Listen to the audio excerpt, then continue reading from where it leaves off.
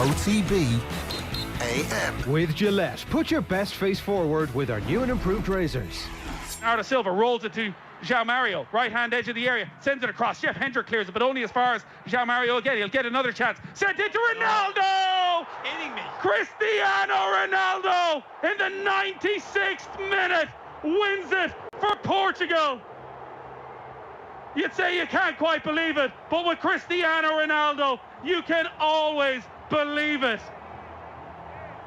One of the great Irish performances will end in defeat at the hands of one of the greatest.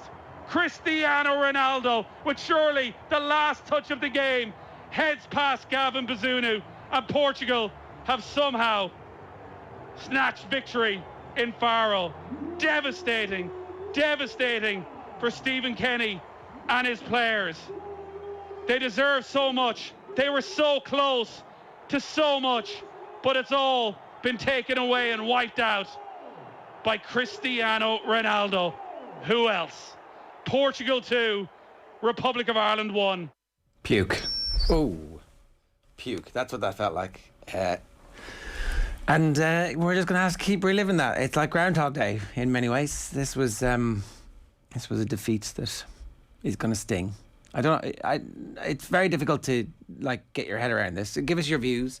Let's all have one of those collective Irish funerals where we keen what happened last night, and try and get ready for Azerbaijan. And the home crowd, I think, is going to be important, Eoin. I think it's going to be an opportunity for the first time for fans to pay tribute to what they see evolving in front of them at the weekend. So long as the performance matches what we saw last night, it'll be pretty good. I just commend you, Ger. You've managed to look ahead immediately this morning. You've gone, 48 hours, 60 hours into the future, and I commend you, quite frankly, for being able to do that. This is going to be a positive morning, folks. Everybody who's joining us, Ger is already talking about Saturday and is not focusing on the events of last night. I mean, what are we supposed to? How do you deal with that? Ridden by the referee, ridden by Ronaldo at the end. What are you supposed to do? Apart from look forward and go, okay, I think we've got to take the positives from it, right?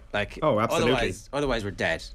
I mean, really young team, played brilliant football against, let's face it, a very good side, who are have championship winners in their makeup, who are festooned with players who will play in the Champions League, and we made them look ordinary at parts. We also, I don't know.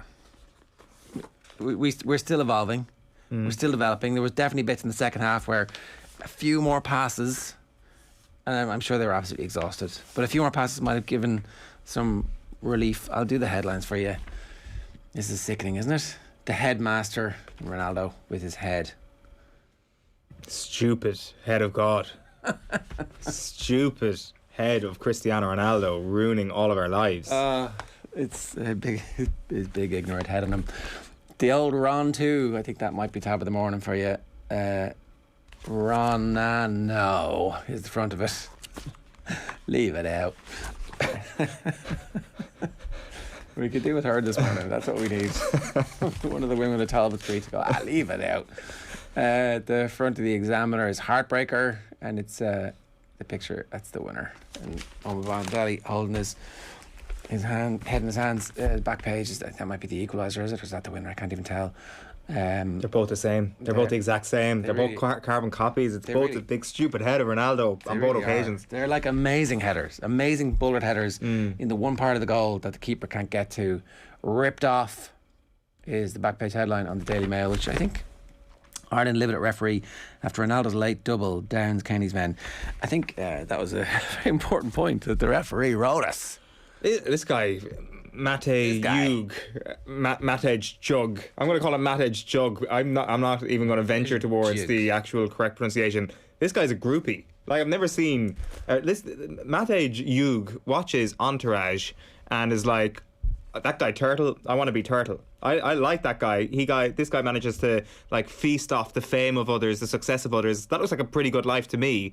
What is my profession? Oh, I'm a referee. How can I be as close to Turtle from Entourage or Johnny Drama as I can possibly be while being a football referee. Oh, I know.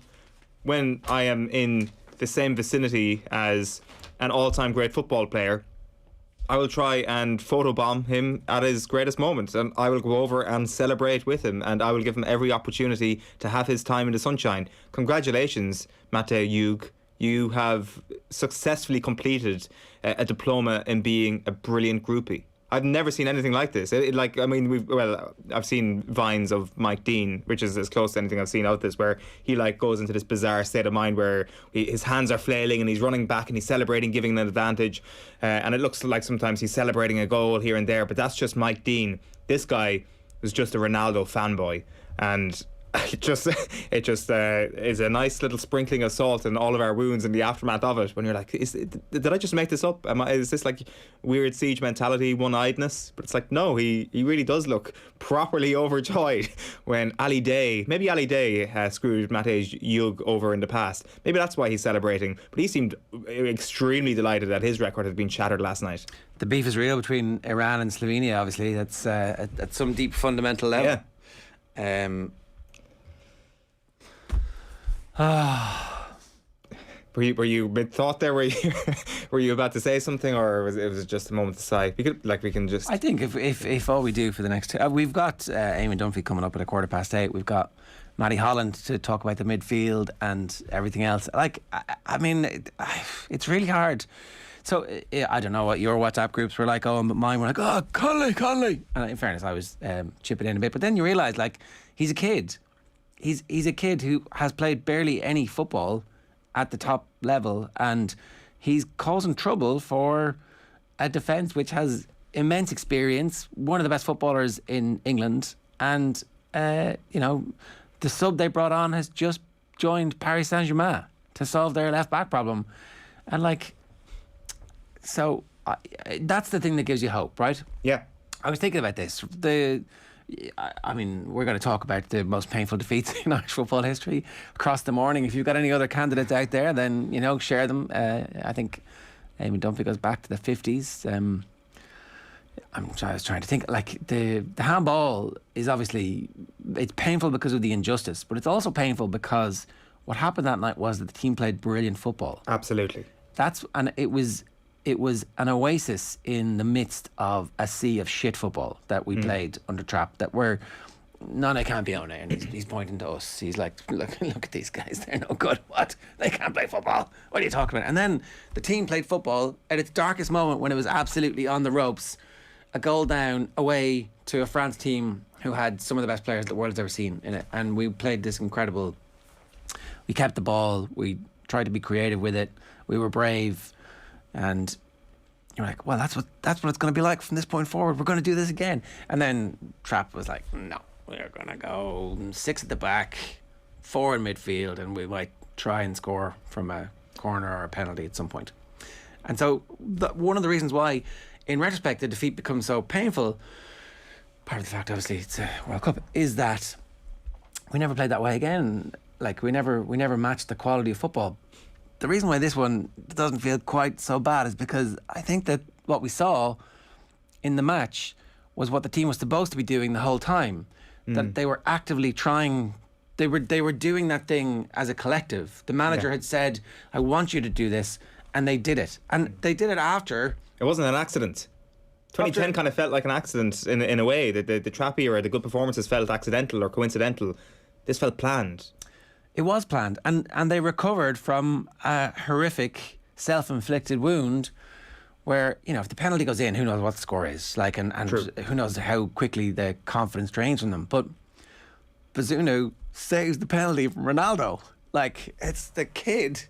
He's 19 and he's stopping this guy setting the record. This is it was all set up. That's why it feels so painful, because it was all set up for one of the great smash and grab 1-0 victories, but it was the start of something. And I still think it's the start of something. I think the balls to bring on Oma Bamidele at that stage, it's I can bring on James McLean because that's what everybody expects me to do, and I can stick Coleman into the middle of the defence because that's what everybody expects. No, I'm giving the other 19-year-old the opportunity to go out there and make his competitive debut for us against the greatest footballer of his generation in Portugal and the second greatest footballer of the last 20 years, or maybe the greatest, depending on who you take, Messi or Ronaldo. Like, the balls on Stephen Kenny to that, but also the balls to pick another debutant in midfield. Yeah. Like, whose passing was like, okay, right, this is... But there's a little bit of strength in depth. I think you have to, like... Okay, it's the aftermath of a performance, and we need to see back it up against Azerbaijan and back it up on next Tuesday as well. But I think you've just got to say, this is it now. This is Stephen Kenny's team. This is who the playing staff is going to be, and we're going to give him the European campaign to qualify for. And that's it. We've decided that Kenny is our manager for the next 3 years. This is our national identity. There will be backs to the wall performances against the best teams, but we're going to get the ball and we're going to keep it. Absolutely, and I'm with you on that. And there's no getting away from the fact that last night was a hopeful night when you strip back the raw emotion. Like, it is first and foremost like a truly historic moment of Irish heartbreak. It really will go down as the most gut-wrenching moment in Irish football since the Henry handball. We'll put it into greater context a little bit later on. Like, all the conditions were there. Did Ireland play well? Check. Was there a singular villain? Check. Were our hearts and souls fattened to the point where it was ripe for a brutal sort of heartbreak? Check, check, check, check. And is there a scapegoat? Is there some sort of conspiracy at play? Check. Matej Hug, if you're listening, that's you. And Ronaldo. And Ronaldo, of course. He didn't play well. There's more than one villain in all this, but he was there until the end. Like, I mean, but the hope, the obvious thing to say about the hope, as you say, Omar Bamadeli, Bazunu, Adam Ida was absolutely outstanding. And this, like, I mean, it feels like we've had these moments with, like, centre forwards before where it's like, oh, Dave McGoldrick can play, Daryl Murphy could be our centre forward, but none of them had ever made that breakthrough at the age that Adam Ida is, and with the quality of opposition that Adam Ida did it against last night. Yeah. But those three threads in particular give us so much hope over the next little while. But for me, like, what's even more encouraging is that players who we had an indifferent relationship with over the last couple of years all of a sudden came from nowhere to put in all-time great performances. And I'm absolutely talking about Matt Doherty here. Let's face it, go back 24 hours, you go out to the street and ask anybody who supports Irish football, what do you think of Matt Doherty? I think indifference would have been the emotion at best to describe Matt Doherty. This morning, like, if it had been a win, he would have been a national hero straight away. The Portuguese people hate him, and as a result, I love Matt Doherty. It was an amazing display of shithousery when we needed it. Yep. There was street smarts in Matt Doherty for a player who'd been involved with the Republic of Ireland, who've had nothing but an absence of success for a decade. That was incredible that all of a sudden that was just there, playing on the opposite flank to how he's used to be playing. It was just there. It was a stunning performance from him, and that flipped last night, and for me that gives even more hope than the kids, because we know the kids are class and that they're going to come through eventually, but the old lads, they're pretty good as well, and there's a kick in them. And we've charted Shane Duffy's last few weeks so many times on this show, but you throw him right into that category as well, as somebody where you're like, God, I'm actually kind of proud to be supporting a team where this guy is involved. John Egan involved in that defence as well, popping up as a centre forward at one point. You're like, what the hell is going on? What am I watching? The first half last night, and I accept that there will be hyperbole over the course of this morning. Maybe when it comes to ranking this pain, it'll probably be ranked a little bit higher because of recency bias. But one thing that will not fall victim to recency bias is that first half last night, because that is the most enjoyable for half of football I can ever remember as an Irish football. In my head, I remember the second half of Spain in 2002 being frantic and the missed penalties. No, enjoyable. But like I don't know, I can't remember. Last night, first half was the number one half of football, enjoyment-wise, that Ireland have ever been involved in during my lifetime, and I know that will not change. Well, hopefully until this team produces another half like that. It was incredible. Like, I mean, it just goes to show that Ireland can show their level of grit, the level of determination that has always been a part of Irish football down through the years. But it doesn't need to be produced in a manner that is fairly rudimentary or fairly one-dimensional when it comes to their style of football. We can score headers from corners after playing really good, well-thought-out counter-attacking football. I mean, who would have thought it? There was a bit, 51 and a half minutes in, where we had the ball in the left-back situation, and essentially it's Doherty and Egan, and they're passing the ball around, and you're like, what's going to happen here? And I'd say about 45 seconds later, Aaron Connolly is through one-on-one. And we have worked the ball from the left-back position through the goalkeeper, up the right wing, and found space. And you're like, I haven't seen that before. Yeah. Ordinarily, the left-back gets the ball, and it's Steve Staunton, or it's any iteration of him for the last 40 years, and he looks up, and he's clipping a ball into space for somebody to run into, and we're winning a free, or we're winning a... And this is us playing at our best football, or we're winning a throw-in, and it's like everybody moves up the pitch. But that wasn't what happened last night. And this is against Portugal, away from home. Like, who are definitely trying a leg because they all want to be on the pitch when Ronaldo takes his 2 balls off. And but also as well, like on top of that, the qualification. Ronaldo 2 balls, eh? Portugal desperately needed to win last night as well. Like they haven't been amazing in qualifying, and you need to finish top of this group. This isn't some sort of casual, sort of foregone conclusion from their perspective. So like the stakes were very, very real. But I mean, it's just exactly what you want to see from your team when you're not favoured to win a game. A well thought out counter-attacking plan. And I'm with you on Aaron Connolly, by the way. Like, I'm sure that he's going to come in for a lot of criticism, and I'm with you. Like, my WhatsApp groups were the same thing. Aaron Connolly was very much, it felt like a scapegoat. But there's a reason why Brighton haven't got rid of him. There's a reason why Potter is trying. Like, he wasn't great last night, we know that. To be honest with you, he looked maybe a little bit unfit in terms of lasting the trip, and maybe in the first half he looked a bit short on confidence, I thought. But there's something there, and the way that this Ireland team plays, he's going to be so important. We just really need to hope that his end product finally comes good, and that he stops going down so easily, and that we start to see a more mature version of Aaron Connolly as a footballer over the next little while, because the raw materials are definitely there, and we definitely can't be affording to throw the baby out with the bathwater when it comes to those sort of players. I accept the frustration with him last night, but he is definitely part of that cohort of players that give you hope this morning. OTB AM is brought to you by Gillette. Good morning. Start with Gillette. Put your best face forward with their new and improved razors. We're going to bring you the pain rankings. Going to hear from Padraig Hampsey a little bit later on. We've got Eamon Dunphy at 8:15. We've got Maddie Holland at 8:45. We'll talk with you about the Paralympics at 9 o'clock, and we'll talk about the All-Ireland football final between Meath and Dublin this weekend. We'll also bring you some TV picks ahead of the weekend too. Let's hear from Stephen Kenny. Here's his reaction to the defeat. You know, we're very, very close to a very historic victory tonight. You know, the players are really exceptional overall. I felt in the first half we controlled a good bit of the game. We played on the counter-attack, and Aaron Connolly and Adam Ida were concentrated, which is what we wanted. You know, we know that Portugal have an element of possession, but they didn't really create chances, bar one in the first half. So our lead didn't flatter us, I didn't think, and we controlled a lot of the first half. The second half was tougher for us. Portugal brought, they're a high quality team, there's no doubt about that. You know, they really are a high quality team, and they played well in the second half. But we defended heroically and had some chances to actually go 2 up, and just couldn't quite get there with the opportunities. But to lose as we did, it was devastating really in the end.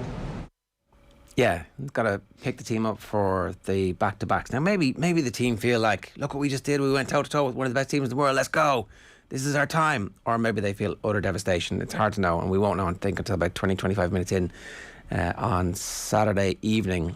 By the way, you can hear that game live on Off the Ball on News Talk on Saturday, John, is that right? You can. Stephen Doyle and Stuey Byrne, 5 o'clock, lads, good morning. And I was as entertained as I had been probably maybe 5 years ago. It was the last time I was entertained as much as I was last night, maybe the Sweden game at the Euros. That was great fun to watch. That was edge of the seat stuff. That was an exhilarating experience. I don't care about the result. The result to me was immaterial, given we were out of the campaign effectively with the Serbia and Luxembourg defeats. We were just back in it there for about 5 minutes if we'd won last night. I was top of the table, 6-pointer had we won, you know. Oh, it's so grim. I wasn't clinging on to that at all. I was just so I don't think any of us were, until we were like, hang on a second, look at the table if we win this game. It's like, oh God. I just think we would have had too much to do even if he'd won. But it just shows international football can be more than the sum of its parts. When you look at the players that Portugal have, Ruben Dias, Player of the Year, Bruno Fernandes, Bernardo Silva, who missed that sitter, and Cristiano Ronaldo.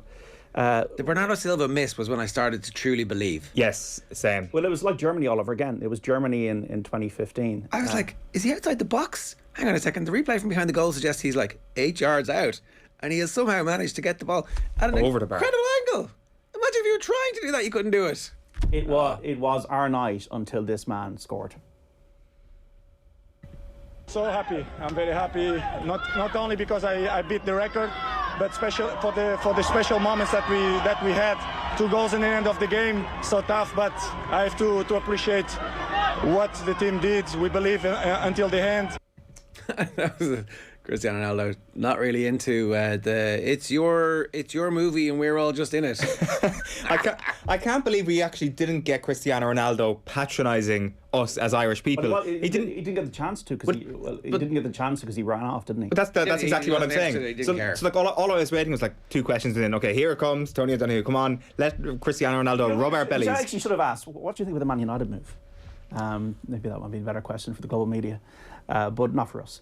So I'm going to say this. I'm not trying to be. I'm writing my column at the moment for OTB Sports and the OTB app. I'm actually composing it right now. I think we should give Stephen Kenny a new contract now for the Euros.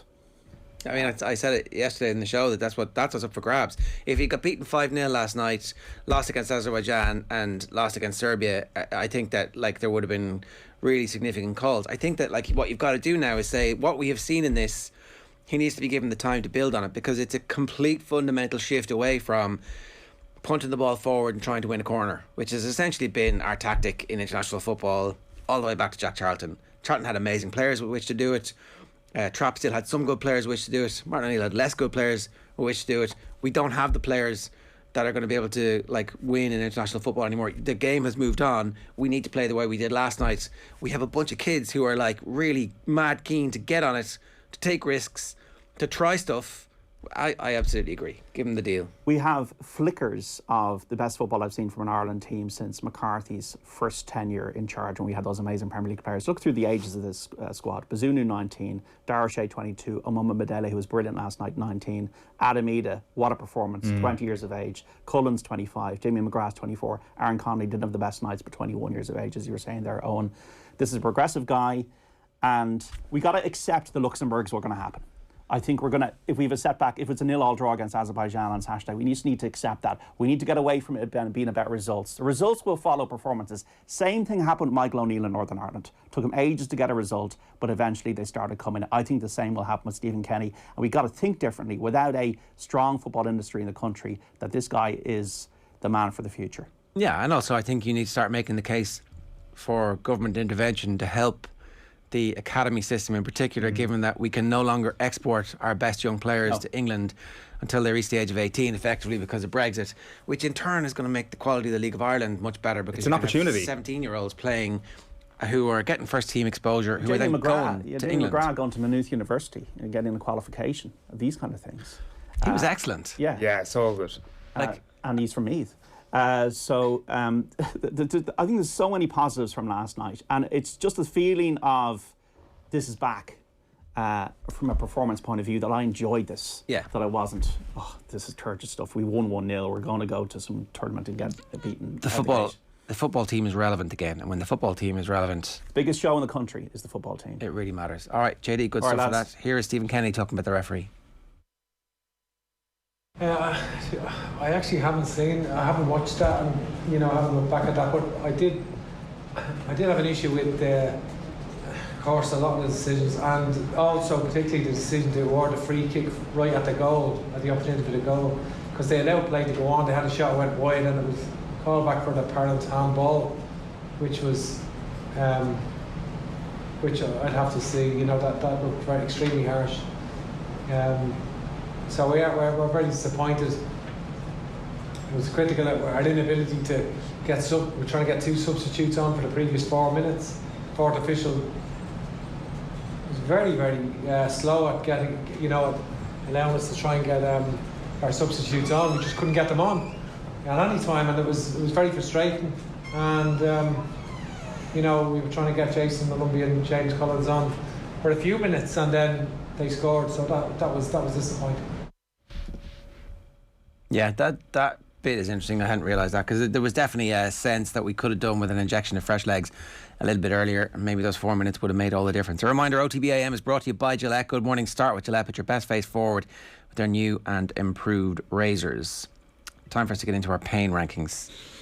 Where does Portugal 2, Ireland 1 sit in the global history of Irish football pain rankings? I'll accept that there will be quite a recency bias here, so I might need a helping hand here. I've thrown it in straight into the top 5 of Republic of Ireland most painful moments. It's in at number 5, just going through it this morning. In at number 6, we might get Eamon Dunphy's taking this a little bit later on, but it is that 1-1 draw with England in 57, which by all accounts was the first introduction for a whole bunch of young Ireland fans about what the future might hold as a supporter of this nation. Ronaldo's headers in at number 5. So I've gone with those 2 Belgium moments in at 4 and 3. Belgium beating us in that playoff in 1997, 2-1, the 78th minute winner. In at number 3, Belgium beating Ireland 1-0 in 1981, that 88th minute winner when France and Belgium qualify for the 82 World Cup. Ireland needed just one more point really to qualify, and this very much rings true when it comes to the refereeing relationship with Ireland down through the years, whether it's Henry, whether it's Jug last night, Eoin Hand of course accusing the referee of taking a bribe in the aftermath of that game, Liam Brady in tears after the match, and then Paul Howard does a piece 10 years later where he visits the referee and shows him what he had done. He video evidence I think of the game and was like, look at this, do you stand over your refereeing performance? At number 2 is the 1-1 draw at Macedonia in 1999, because at least last night there was a sense of, we performed against a team that are maybe better than us on paper. Very much the opposite in 1999. It would have been so much more heartbreaking to concede 2 late headers to someone crap, I suspect, rather than Ronaldo, and conceding that, was it Stavrovsky, the guy who scored in the 90th minute to stop Ireland going to Euro 2000. And then at number 1, it's Thierry. It just has to be. Okay, look, normally we have a bit of back and forth about these, and I accuse you of whatever. I'm too broken this morning. I am. So am I. I am too broken. Wim Kief's goal for Holland against Ireland in Euro '88 is actually the ultimate heartbreaker, because if we draw that game, we're through to European Championship semi-finals, and who knows what happens. And that was like the Dutch team go on and win it because they have Rijkaard, Van Basten, Hullet. And the way it bobbles in the box as well, there's like a sense of somebody get a boot on it. Well, it's spinning wide, and then the spin on the header, and he's offside by the rules of the day. So that to me is the biggest one. I mean, look, maybe if Packie Bonner doesn't parry the ball straight out to Toto Scalacci, and there's one in the second half where McGrath gets the ball and flicks it over ahead and scores. But anyway, I guess my head's in purely qualifying mode today. A tournament just feels like such a positive thing. There couldn't possibly ever be anything that goes wrong at a tournament. No, exactly. Otherwise it'd be like I don't know, something to do with 2002 as well up there. We can ignore that for tonight. I think that the Belgium game, the original Belgium game, the playoff in 98. Yeah, 498. Yeah, like we were rubbish at that stage. It felt like maybe was Keane injured? I think is Keane not gone with his cruciate at that stage? Did he miss that game? So therefore, it feels like that one was kind of unexpected, and it didn't feel like we were in that game. No, it's a long time ago. I was in college, so whether or not I was paying any attention properly, or if I was just in the pub watching it, but it didn't feel like we had the opportunity to. Now, obviously, a World Cup in France would have been unbelievable for us to qualify for. So it must have been October 97. Yeah, exactly. November, 15th November 97, and you're right, there was no Roy Keane in that starting team that they earned the bench. It didn't feel like we were within an ass's roar of doing well in that game. Yeah, that's probably why it's a little bit further down than the other Belgian one. But like, I mean, maybe in time this kind of like becomes the sort of start of something for this team, and like maybe that's why I'm happy enough to not have it in the top 4. this morning already. Maybe we were already working through last night's defeat because acceptance is at the stage of the grief that we're at. Yeah, absolutely. Because again, kind of what you're saying about the Henri night, that definitely felt like the end of something. When we couldn't become Team 33, that really felt like the full stop on that particular saga. But it did feel like close to the end. Whereas last night felt like it could have been. Last night feels like it is the start of something, but it could have been a really significant start. Like, just think of what the post-match interviews would have been like last night had Ireland won that game. Just think about the buzz. I think there will still be an amazing buzz in the Aviva on Saturday, and I think there will be a huge level of support for this team and for this coaching ticket as well. But it just would have been riding the crest of a wave going into Saturday night. I do think that there is like an element of caution we obviously have to have over this next little while. That I guess we were clutching at straws yesterday. Nobody predicted Ireland to be clinging onto a 1-goal lead with 88 minutes gone. But we were saying that maybe given the attacking talent that Portugal had and Ireland would have played a back five, there was a chance that Ireland were going to be able to absorb all that, and midfield wasn't going to become as big a problem for Ireland because they had more attackers on the pitch than midfielders, and that's exactly what happened when they picked Bernardo Silva and Bruno in that midfield. So the real challenge now is what happens when they go toe-to-toe with a fully stocked midfield, and Ireland are expected to have more possession and expected to carve out their own opportunities. And then Serbia next week, when it's in between, when Serbia are still favourites but not hot favourites. Yeah, I think was Josh Cullen playing his 10th game or his 9th game last night for Ireland? Everybody who you talk to says, actually, in retrospect, it took me about 10-15 games to properly become an international and to fully understand exactly what the requirements were going to be like. But I thought he played really well last night, and now is one of those players who will be in the team. Like, Jeff Hendrick was Jeff Hendrick. There were bits of really excellent stuff, and there was some bits that you kind of just want to shake him and go, you can do more here. Come on, you can do more. I thought that bringing on the substitutions that they did, like, would Daryl Horgan have been able to keep the ball a bit more and win some frees further up the pitch? I think so. Or was James McLean, like, actually pre-match, there was a lot of expectation James McLean was going to play in the left wing-back position as opposed to Matt Doherty, because we all remember in Gibraltar you can't play Coleman and Matt Doherty in the team at the same time. They played 45 minutes there and it just didn't work, so Mick McCarthy killed that experiment forever. Forever. That was it. The great football minds had spoken. The gale force wind was howling, and the two lads couldn't make it work in 45 minutes, so we never tried it again. Yeah, no, I mean, that was one of, again, just one of the real success stories of last night was Matt Doherty. I really felt Ireland missed Jason Knight last night. I think it just felt like the sort of game where we would be sitting here this morning, and instead of being like, Jeff Hendrick, giving the ball away on a couple of really important occasions, we would have been like, Jason Knight did the right thing time and time again. And I think that his addition to midfield, when he comes back hopefully in full fitness before the end of the season, 20 years of age, Jason. Yeah, it'll be 2022 probably before we see him in an Ireland shirt again. But I think that's we could have thrown him into that category of young players that would have really excited last night. It looked like the sort of game that he would have stepped up into and done really well. Screw you, Wayne Rooney. Well, exactly. Screw you. I mean, helping out his old buddy Cristiano Ronaldo once again. Forward thinking there from Wayne Rooney.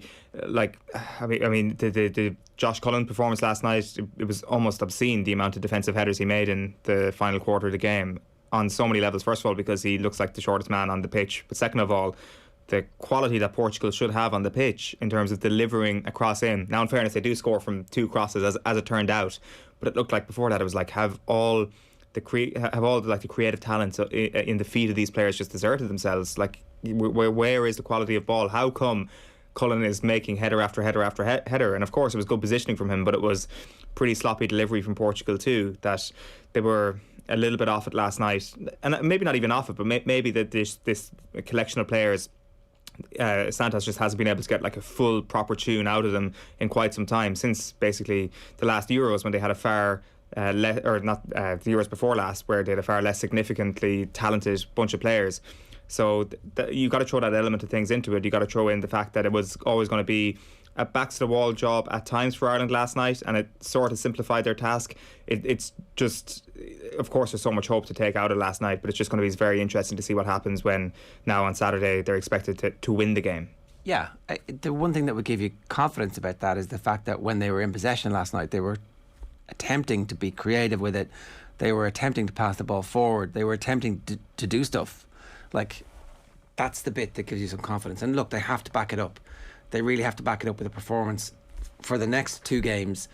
And I think, listening to Nathan on the show yesterday, he made the point that in the aftermath of the Luxembourg game, they felt like they had not managed their resources properly, and that some players who probably were too tired after the first game, they went with them again in the Luxembourg game, and they ended up being shattered. You would hope that this is the start of the season and we will actually get to see something fairly similar to the team which started, and if there are changes that are required, we'll make those changes, at the half.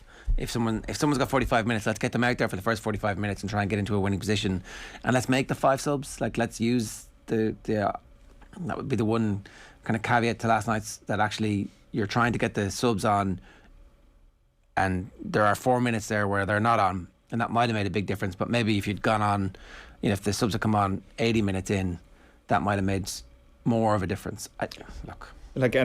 Also as well, it's the sort of the type of player that is now going to be sitting on the Ireland bench over the next couple of years. Like, take for example, if Callum Robinson was fit last night, either himself or Connolly start, he suspect, and then one of the others coming off the bench, and that's just far more coherent with the way Ireland were playing in the first half. Whereas when Collins comes on, like, no disrespect to him, it's just a different sort of player who's trying to hold up the ball. What he wants is to be able to play the ball into the channels, try and get to the corner flag. Ireland didn't. I was just hoping for like a Jonathan Walters type shield the ball at the corner flag last night, and Ireland just didn't manage to get there. They did get penned in significantly in that final quarter of the game. And you don't want to pick out like specific moments, but Seamus Coleman losing possession in the opposition half, which comes just a couple of minutes before Portugal's first goal. You start to think to yourself, God, if he just managed to hold on to possession here for a little bit longer, that would have been really significant. Just to not create something, get a set piece, get a free kick, slow the pace of the game down, take control of this, and it just felt like everything was in Portugal's control at that point, and they were going to create those late opportunities. But as you say, once Bernardo Silva flares the ball over the crossbar, I'm like, this ain't going to happen for them.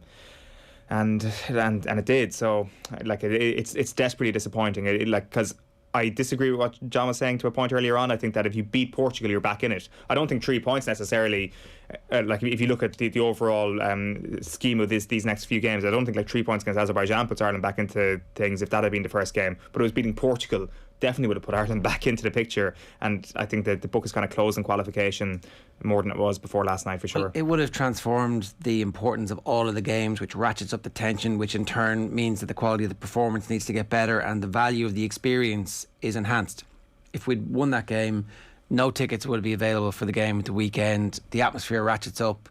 That there's just this kind of, that's the rolling of the team. This is definitely the final 5 minutes is a setback, and it's how the team deals with the setback.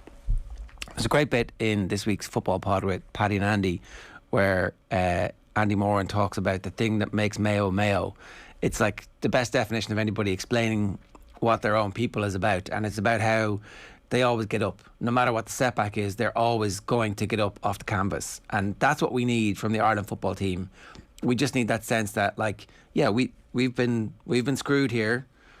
We take some responsibility for the part that we have responsibility for, but we did get screwed, and we're going to get up because that's what our spirit is. That's what defines the characteristic of the management team and the players and the supporters and their togetherness, because that's what's on the line here. We've talked constantly since Stephen Kenny arrived about this being a battle for the soul of Irish football, and they're winning it. Last night was a staging post on the way to victory for the soul of Irish football. So I hope everybody goes and buys tickets for the game at the weekend, and I hope the atmosphere is the same electric atmosphere it would have been if we'd won that game, because what's there for us now is a team we can believe in for the next decade, and a style of football that will flow down and flow back up.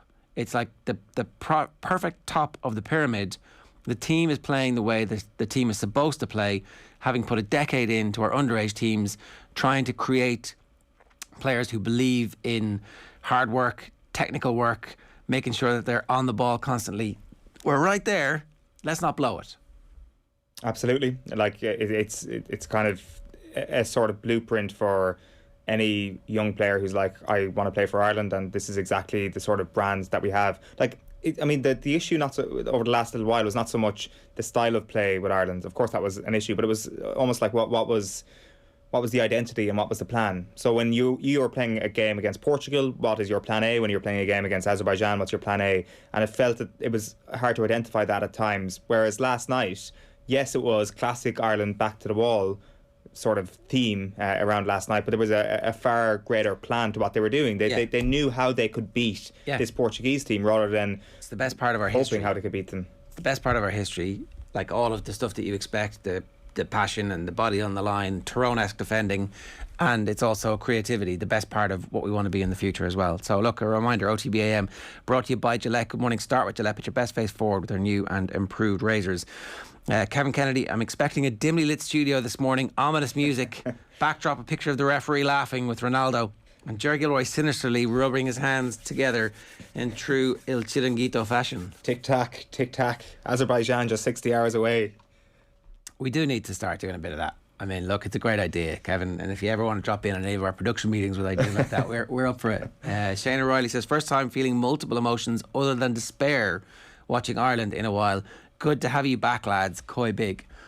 I did make my 7-year-old cry last night when I screamed so loudly at Gavin Bazunu saving the penalty.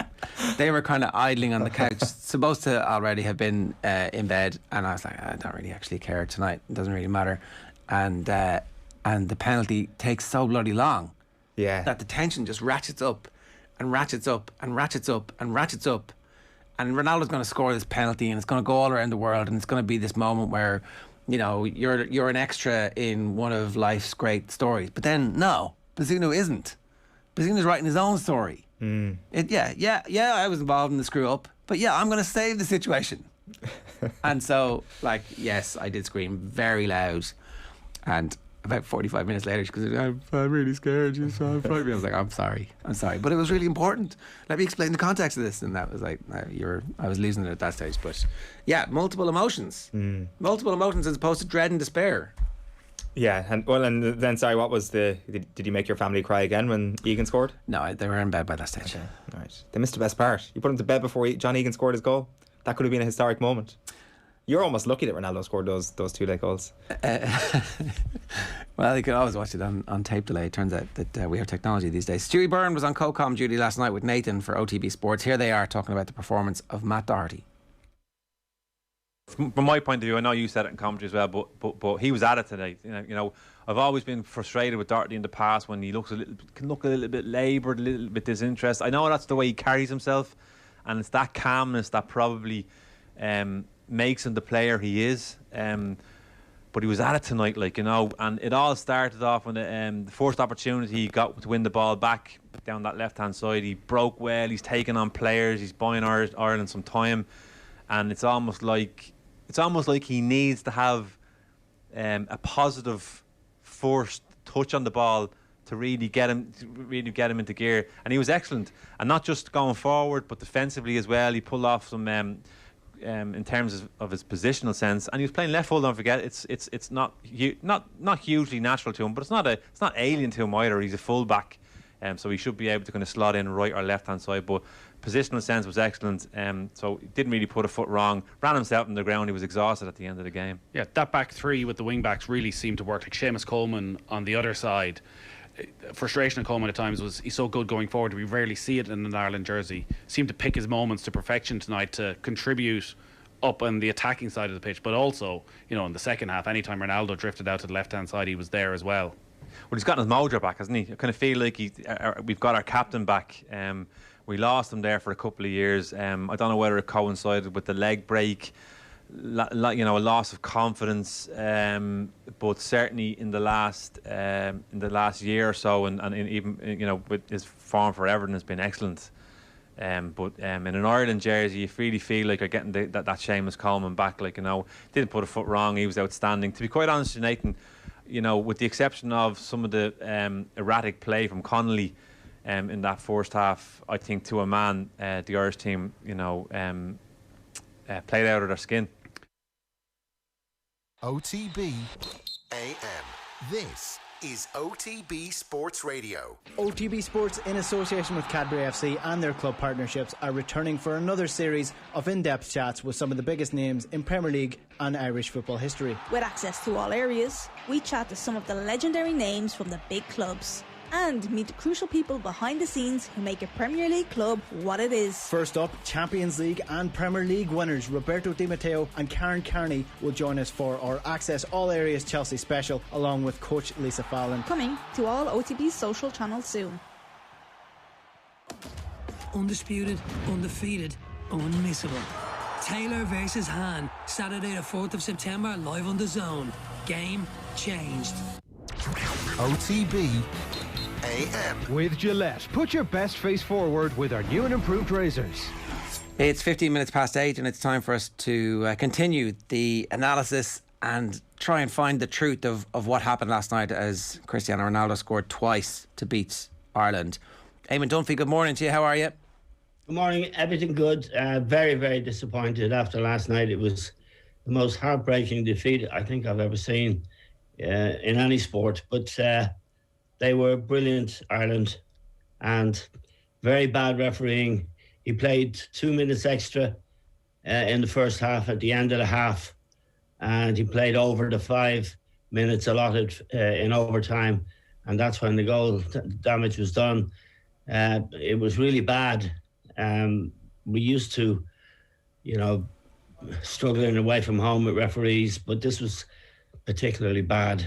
And they had Ronaldo's shirt ready from whether it was UEFA or the Portuguese FA, and it turned into, a celebration of Ronaldo, and no one would want to celebrate more than me his fantastic achievement, but it wasn't done the right way. They really did play over, and when you're under siege like that, every second counts. So I felt it was very unfair. However, it happened, and there was a lot of very positive stuff to take out of last night's game for Stephen Kenny and those young players.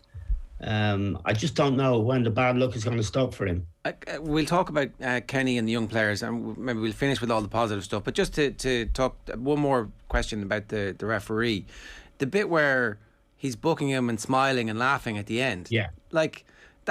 That's just not right. You're either a professional doing your gig and you maintain the professionalism and you're detached from the scenario and the situation, or you've been overwhelmed by the scenario and the situation. And that appears to have been what happened last night. Yes, and I'd also argue, although maybe I did not look at it, I thought Aaron Connolly was fouled. He was clattered in the back as he was about to shoot to make Ireland, as a tap-in really, to put Ireland 2-0 ahead. Now, the tackle, we know that the tackle's from behind. If someone barges into your back in the penalty box, that's a penalty. And we didn't get that either. I mean, anywhere else on the pitch, and it's an automatic free kick straight away. Plus, VAR told him to go and have a look at it, and he chose not to go and have a look at it. The referee was, he was very bad, very poor. And, the ethics of that are shocking, really. Look, and you started by saying it was so heartbreaking. I think one of the reasons why it's so heartbreaking is because the team played so well and they expressed themselves to the full identity of what we want Stephen Kenny to be and what we want Ireland to be. They were brave on the ball and creative in possession. Is that why you felt so bad for them? Yes, I know that Stephen is under immense pressure to get results and a lot of hostility in some of the media outlets. And this would have meant so much to the players, to Stephen, and to morale, which is huge. We had players playing last night. Jamie McGrath, for example. I'd say most people had never heard of Jamie. He's playing for St Mirren in the Scottish League. This was his international competitive debut. And he was terrific. Adam Ida, again, he's can't get into the Norwich team. He's only a kid, and he will be a really important player for Ireland. And the goalkeeper, Gavin Baruda, he's 19. He saved a penalty from Ronaldo, and it was a good penalty. And he made a brilliant save. And he the way he came off his line, took balls all night, he was outstanding. there were so many stories like that, and I feel about Stephen that he's doing the right thing. He knows where all the young players are. Unlike the Trapattoni and Martin O'Neill regimes, he doesn't just fly in and fly out on the Monday morning or the morning after the match. He's lived with this. He's worked with these players at underage level. This is a story. This is a new way of Irish teams playing, unearthing talent here. Irish players, young players, knowing where they are, being patient with them, trying to play the game the right way. We played really good football in the first 45 minutes, and Aaron Connolly has only had 45 minutes football for Brighton this year in the Premier League, and he clearly wasn't up to scratch last night. He had a poor game by his own standards. He had a real good chance in the first half as well, but he's an outstanding young player, and I felt we really deserved to win the game, or certainly to come away with a point. So I think we can take great encouragement from it. I admire Stephen's resolve. He doesn't make excuses. He gets on with it. And I think this should be an exciting time for Irish soccer, because we have young players who can play, and if they're given a chance, and we let Stephen get on with his job, they're going to be okay. It does feel, Eamon, as well, that people will surely wake up to that fact after last night's performance. Even though it wasn't the result, surely there is this massive home reception coming for this team on Saturday. I hope so, yes. And they have a couple, well, they should be okay against Azerbaijan. And Serbia is a tough game, but, you know, they should be okay. I think the main thing is, when you've been through a run like Stephen and those players of, I think, 14 matches now without a win, it can get to you. You can lose confidence. Your morale can drop. And even last night, you know, when losing Dara O'Shea, who was having a great game in the back three, losing him when we did, with half an hour to go, something like that. I mean, that was another body blow. But I hope now that this is a turning point, and that people get off Stephen's back, realise what a tough job he has as Ireland make this transition from having a lot of players like, say, John O'Shea and Richard Dunn and Damien Duff, Robbie Keane. We've got to make that transition now in a different time. In England now, it's very hard for young Irish players to get into teams because the English game is full of foreign players. When Liam Brady and all the great players of the past were wearing Irish shirts, there was very few foreign players in England. But these lads like Aaron Connolly, for example, Adam Ida at Norwich, they have to really, really work extremely hard and get lucky to even get into the first team. So it's a different era.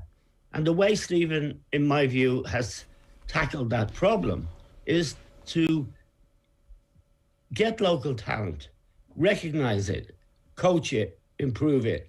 And he knows where all the players are. He's steeped in local Irish football, and we need that now. So I think it's not just a victory last night, what it would have done for the game in Ireland, at junior level, at schoolboy level, and at League of Ireland level. So we should be proud of them, and I hope we are.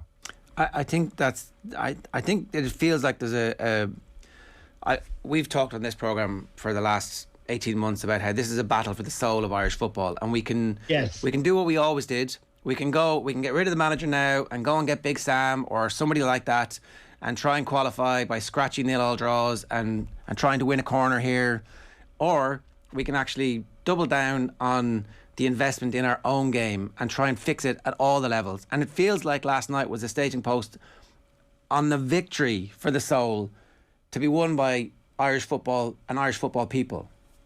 Yeah, I agree with that, Eoin. I think that's the right analysis, and I think it will pay off. There are several players Troy Parrott, for example, who didn't play at all last night, who didn't feature. He's at Spurs. He's a very, very good player. He's a top-class player, but he can't break into the team. Mourinho wouldn't give him a shot at it because they're going out and spending money on foreign players. Now he's at Ipswich on loan, but Stephen will help him and play him and have the courage to play him. But it's so much more difficult now. But I agree with what you say. I hope it's true, and I hope we stick with our own convictions about this matter, and we stick with Stephen and stop sniping at him. So I'm sure you know, there is a kind of cohort out there who, and I don't want to be loose with language, they want to get Stephen. And that's really profoundly wrong. Look at the COVID thing. Shane Long went down last night. We've lost players to COVID. Callum Robinson wasn't fit to play last night. There's so many things gone against him. And then the final sort of nail in the coffin was a dodgy referee from Slovenia. One last thing that I just wanted to bring up. Darragh O'Shea goes off and he looks at his bench and the whole world thinks, oh, well, he's going to move Seamus Coleman into the right side of a three-man defence and he's going to move Matt Doherty to right back and he's going to bring on James McLean, because that's what traditionally Irish managers would have done. But instead, he decides competitive debut for Andrew Omobamidele, who it turns out could be our greatest ever Irish defender. There's a possibility. He was fabulous. Omobamidele, someone I frankly didn't know of. That's how anonymous, but he really, really played with great composure. Eileen Brady said it on RT afterwards. It was their composure and confidence that was really so impressive. And that's true of the goalkeeper as well. All of them. I mean, Adam Ida was really, really good. These are good, confident, young Irish footballers. It's a new generation, and we should be really proud of them, and we should allow Stephen to nurture them, because nurturing is important. You do get some knocks along the way. That's the price you pay for experience. It takes balls to pick the 19-year-old, though, as opposed to going for Sure does. And Stephen has that quality, and we just have to see now where this takes us. I think the qualifying rounds of the Euro Championships, the next Euro Championships, is the time when this might pay off, because this is even last night is invaluable experience, and they were playing against the greatest striker in the history of the game, who got his 2 goals, fair play to him, but he had to work bloody hard to get them. Eamon, have you seen a progression since the Luxembourg defeat that would suggest that it will be a different story when Ireland are at home on Saturday in a game they are expected to win? Because there had been a school of thought out there that Stephen Kenny's team had done well in the big games against the big opposition, even though not getting the results, and that when they're expected to win, that's when they've really come up short in the past. Yeah, so you face a different challenge against weaker teams. The initiative now it lies with you. You've got to make the running, you've got to create the chances, you've got to set the tempo. It isn't just a matter of going out, being well organised and fighting for every ball. This is a different challenge altogether. So I'm not worried about it. I think we have the players to do it. I hope we have enough fit players to do it. I'd like to see Aaron Connolly playing again, maybe getting a bit of confidence and being in form. And we just have to see. Let's see who's fit to play. Shane Long went down with COVID, and he's been in the squad. So let's hope we don't have any more scares with that. I would say I'd be hopeful, but I think we must take this period of adjustment and transition and revolution, really. We must take it and go through that sort of period where things are not working for you. COVID has been also a big problem. Playing in an empty Aviva Stadium against Luxembourg, that isn't fun. I played there and for Ireland, and it's a big cavern. This was in the old Lansdowne Road, but it's still daunting when you don't have the crowd there to sort of drive you on. But I would be hopeful that the players and Stephen will get a great lift from their performance last night, and that it will undoubtedly carry on. Can I ask you about the contract situation? Because it sounds like you want him to be in charge for the Euros. I think anybody who has a brain wants Stephen Kenny to be in charge for the Euros and to get the opportunity to reap the rewards for giving these kids the 5-10 caps that they're going to have by the time the next qualifying campaign is in the melting pot. Is the right thing to do to give him that contract now and remove all the doubts, remove all the conversations about whether or not he's at risk, and just double down? We're all in this together legitimately for the first time. It's a new FAI. And we've got our manager, and he's the top of the pyramid, and that's what we're doing. Is now the time to say that? I totally agree with that. I think the uncertainty can be unhelpful to Stephen. I think some of the carry-on that isn't written or spoken about very rarely, that's going on off the field, is profoundly wrong. I think you're right. I'd like to see him be given a contract now. I'm excited by this. This is a new generation of Irish footballers. They represent the country as it is. They're not afraid. They showed that last night. They deserve support. And Stephen is the man who had the courage to give them the green shirt in the first place.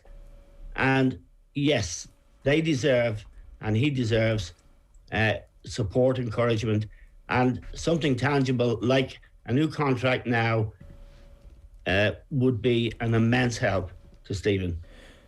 You mentioned there... And his team, you know, Keith Andrews with him. This is much better than hiring Trapattoni or hiring Martin O'Neill. They fly in, they pick the team, they do 3 or 4 days training, and they're gone on Monday morning. So they don't know where Adamida is. They don't know about the players we have, the young players we have. Stephen's worked with the under-21s. Some of his backroom team have worked with the under-17s. They know these kids, and they've identified them. And it's very, very exciting. They're Irish boys. I mean, you mentioned a moment ago that stuff is happening off the pitch that's profoundly wrong. Do you think that changes now? And also, actually, could I ask you, why is that off the pitch stuff happening? Why is there an attitude against Stephen Kenny in some circles? Because what you're saying, it seems really positive this morning. Well, I know, I don't really know, but he has had a run of bad results. And, you know, I've been the first person in the past to be critical of managers and coaches when I felt things weren't right. But I think in Stephen's case, it goes beyond that. That Wembley incident, the resignation of the goalkeeping coach, Alan Kelly, David McGoldrick deciding not to play anymore, which is a hammer blow. David would have been a very big asset last night. There is an unhealthy situation where there are some people around the game and in the game and working for the FAI who are out to get Stephen. And I think it's the FAI's responsibility to deal with them and to tell them that this isn't consistent with being an employee of this association. This association is behind Stephen Kenny. Giving him the contract, as you suggest, is a way of demonstrating that. And understanding the handicaps he's faced, the difficulties, the barriers in a COVID era.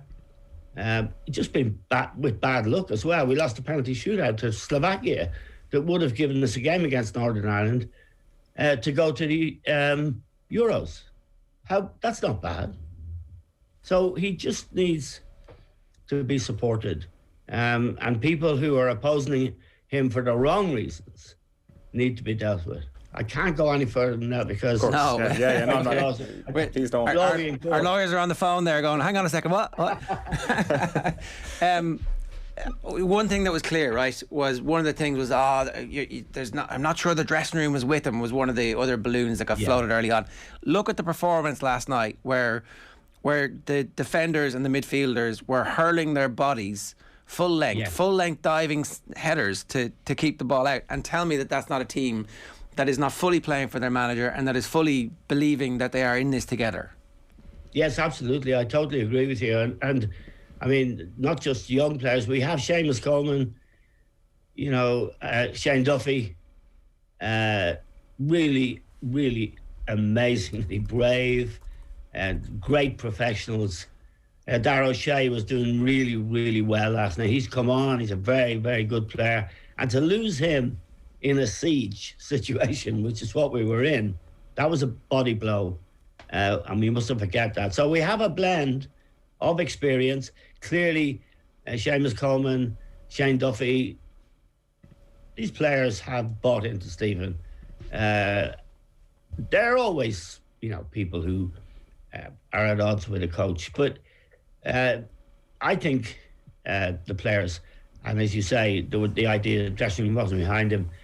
I think the dressing room showed last night that it's fully behind him and up for it and enjoying it. I thought the swagger Adam Ida showed was really, really impressive and very nice to see. When you have to take into account that he's struggling to get into the Norwich team, but they have a very good centre forward, Pukki, who's a Finnish international. It's difficult in the Premier League now to get a game. And I'd be worried on his account, Aaron Connolly's account. Can Aaron break into a very good Brighton side? They are a good side now. And they can just pay 40 million and buy a striker from France, and away we go. So that's what the Irish players are up against in this generation. It was never like that before. And even in recent times, there weren't so many foreign players and there wasn't so much money in the Premier League. That helped Irish players to get into teams and to get experience. Troy Parrott's another example at Spurs. It's daunting when he looks at what's in front of him. Like, he's got Harry Kane and Son, but he's also got others now. They'll go out and buy rather than... There's no chance of Mourinho nurturing a young player and giving him, he can't afford to. You drop 3 points in the Premier League and you're in trouble. So the development of these players is crucial to Ireland's project and to Stephen's project. They need to be playing every week with good players and against very good players. And they're not. That's a problem. You talked at the start, Eamon, about this being one of the most heartbreaking defeats that you can ever remember. I think we came on the show this morning and we're like, Jesus, we were exhaling, and I think just talking through it helps. I think the reason it's so heartbreaking is because they made us believe. They gave us something to cling on to, a reason to love again. And so you only get your heart broken when you're in love with something. That's right. It's true. And you need counselling, but you lads are helping me. I need counselling this morning. I'm going to do a bit of a workout. That's why I'm dressed like this. No, I think I haven't seen newspapers yet, so I hope that people understand now, and that last night's performance is what the team will be known for, rather than, the difficult games they've been through. Stephen's been in charge for a very short period of time, and for some of these players, this is a whole new world, and let's support them. Let's watch them get used to it. And if that is the outcome of last night, well, the result as such doesn't matter. Although, as I'm sure you guys know, if we'd have been 2-0 up, as we should have been, we'd be back in the World Cup picture. Yeah, totally. That's another reason to be heartbroken. But look, I hope the counselling has helped. It's been a mutual session and mutually beneficial. Enjoy the workout. Great to have you on, Eamon. Thanks a million. Okay, thanks guys. See you. Brilliant stuff there from Eamon Dunphy this morning. You can get involved. 0879 180 180 is the WhatsApp number, or of course you can leave a comment on the YouTube stream. You can tweet us at Off The Ball AM as well. A reminder, OTB Sports, in association with Cadbury FC and their club partnerships, are returning for another series of in-depth chats with some of the biggest names in Premier League and Irish football history. With access to all areas, we chat to some of the legendary names from the big clubs and meet the crucial people behind the scenes to make a Premier League club what it is. First up, Champions League and Premier League winners Roberto Di Matteo and Karen Carney will join us for our Access All Areas Chelsea special, along with coach Lisa Fallon. That's coming to OTB Sports social channels imminently, really, really soon. So that is the crack with that. A reminder, Ireland against Azerbaijan on Saturday. Stephen Doyle and Stuey Byrne on commentary duty for the 5 o'clock kickoff. What will the atmosphere be like at the Aviva? I think listening there to that and seeing the texts and the comments rolling in on YouTube, people are behind the team. There's a unified sense about what's possible behind the team again. Ireland against Serbia on Tuesday night. Stephen Doyle and Stuey Byrne on commentary duty for that one as well. So I don't know. I that helps.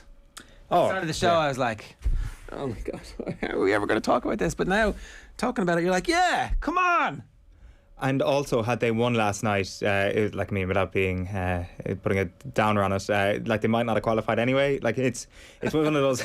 It's one of those where it's like you got to try and don't dream too much in case the dream might. Yeah, not come true. Exactly. You got to try and revise all the pre-match expectations now as well to try and make it a little bit easier. So I'm telling myself that it doesn't matter. Let's write off this World Cup qualification campaign.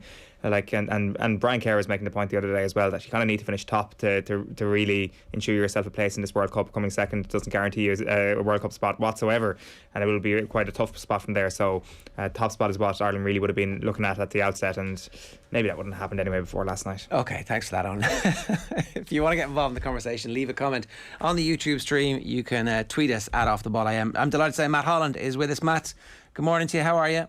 Yeah, not too bad. Just about recovered, I think, from what happened last night. It was just heartbreaking. Felt so sorry for the lads. They put in a brilliant performance, and then to sort of lose it at the end like that was really cruel. So, yeah, just about recovering from it. You said in commentary that you were kicking every ball with them. I think the whole country was on our couches last night, kind of like, particularly Bernardo Silva drops the shoulder, does another little feint, finds a little bit of space in the box, and then skies it over from 8 yards. We're like, this is going to be our night.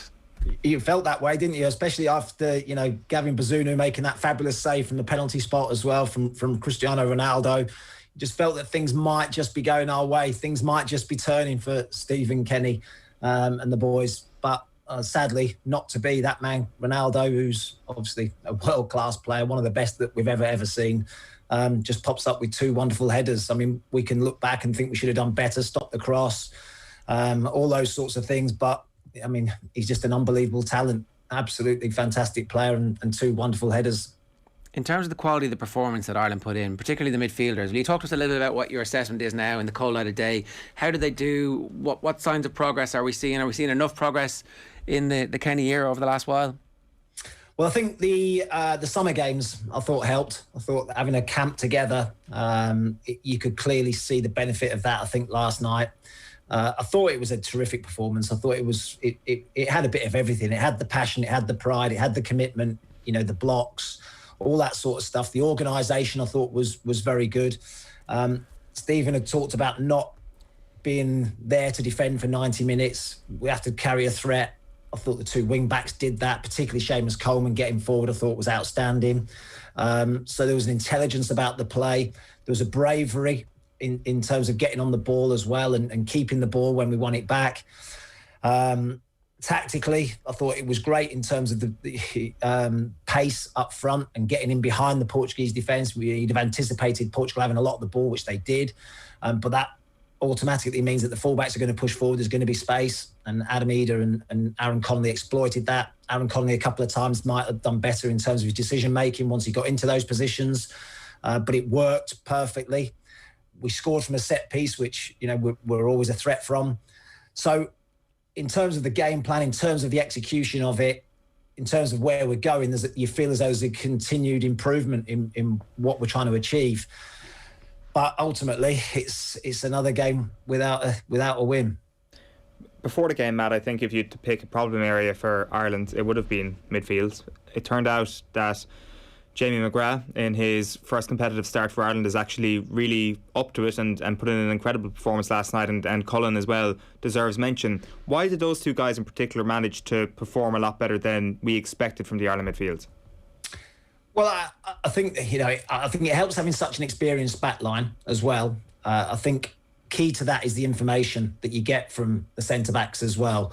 I think there was an element of not going chasing things that you couldn't win, and it was keeping themselves in a position where they could just stop the balls going into the front men, And a lot of that does come from behind. I mean, one of the best was Gary Breen, really, when I was playing for Ireland, was the information that you got from someone like that. Left shoulder, right shoulder, shuffle across 5 yards, just little information all the time, which helps you, and particularly against top-class players like Portugal have got, world-class players who just pop up in little spaces and make it really difficult for you to mark them. That information, I think, is key from behind.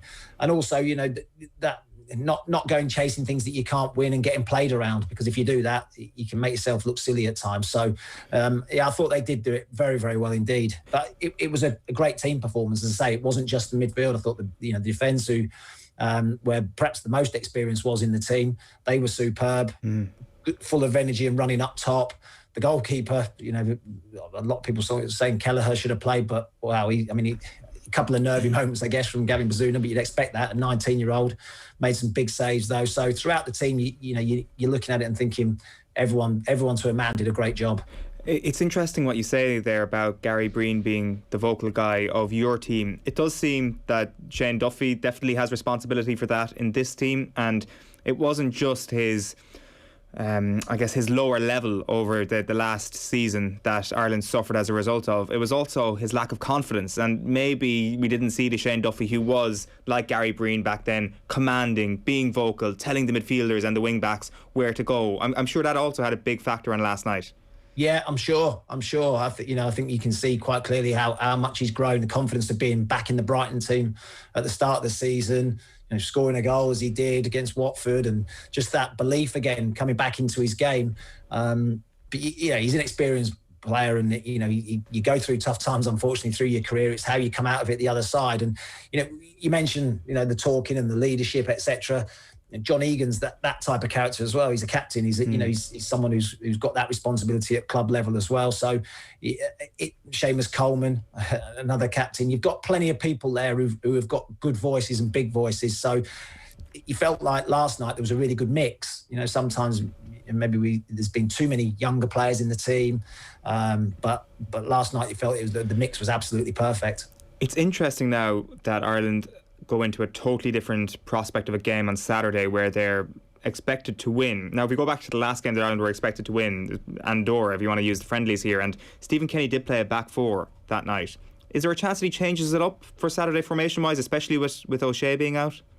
Difficult one, isn't it? Because a lot of his best performances have come in the games where he's perhaps not expecting too much, where the expectations are a little bit lower. I think Slovakia, Serbia, Portugal, the bigger nations, we've had better performances, if you like. Be interesting to see what he does decide to do. I think the biggest job he's got is trying to lift the players. That's the regardless of tactics and how he wants to set his team up, the biggest job he's got now is trying to lift morale, because they put so much into it. And you've got one or two players there who aren't playing at club level as well, who looked absolutely shattered come the end. So that's his biggest job. In terms of the tactics, I mean, it will be interesting to see which way he goes. I think it's a really difficult game now because of the circumstances, because of how we lost the game last night, to try and lift that morale again. I know exactly what you're saying. Obviously, they're professionals, and Richard Dunn was in the Sky studio after you guys last night saying that he remembered the game against Holland where we were 2-0 up and drew 2-2, and they were all happy in the dressing room afterwards, and Roy Keane came in and ate them because he demanded that they win. I don't imagine they were eating the players last night for the manner in the defeat. You feel like this is, you hope, something that they can build on, because even John Egan in his post-match interview, there was a buzz there about what he had just been through. Like he was clearly disappointed, but at the same time there must be some level of excitement that we played really well, that the work that they did in that training camp is beginning to pay off, that they can now trust each other in a way that they just didn't know each other 18 months ago. Yeah, I get all that, and it was, I think there will have been some. They'll look back today probably with some pride in the way they performed. It wouldn't have felt like that last night in the dressing room. Even at point, I think would have felt like a disappointment the way the game had panned out and the way we were doing, and ultimately kept them, although they had a lot of pressure in the second half, kept them at arm's length for the majority of it. Yes, the Bernardo Silva chance and Jota had a good chance in the first half as well, but largely kept them to shooting from distance. And like I say, it was such a good performance. And today, in the cold light of day, they'll look back and think, yeah, we did all right. But at the same time, it's still, yes, we're building. Yes, we keep saying we're looking to the future. Yes, the performances are better. But ultimately, everything's about results, isn't it? And that's where, they'll look back and think, if only, what might have been, etc. So, yes, there'll be a bit of pride, but at the same time, it's about getting results, and that starts obviously with the game on Saturday. And from a psychological perspective, as a manager and a management team, what do they do to make sure that they take some positives from that, don't dwell too much on the negatives, and continue to have the confidence to try stuff and make mistakes, particularly in that first 20-25 minutes against a side who we know are going to come and play very deep and be absolutely delighted to try and score on the break? Well, I think that's Stephen Kenny's nature. I think since he's come in, you've always felt that it's not for the now. You felt that it was for the future, and he's building a longer term vision. You don't always get that time. You don't always get the ability to do those things. You see at club level, if results don't go your way, you're pretty much out of a job.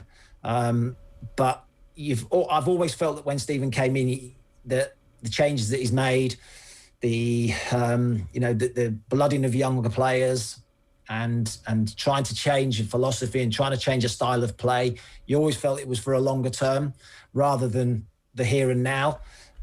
Ideally you'd get results and you would be do better in the qualifying group, etc. But that hasn't materialised.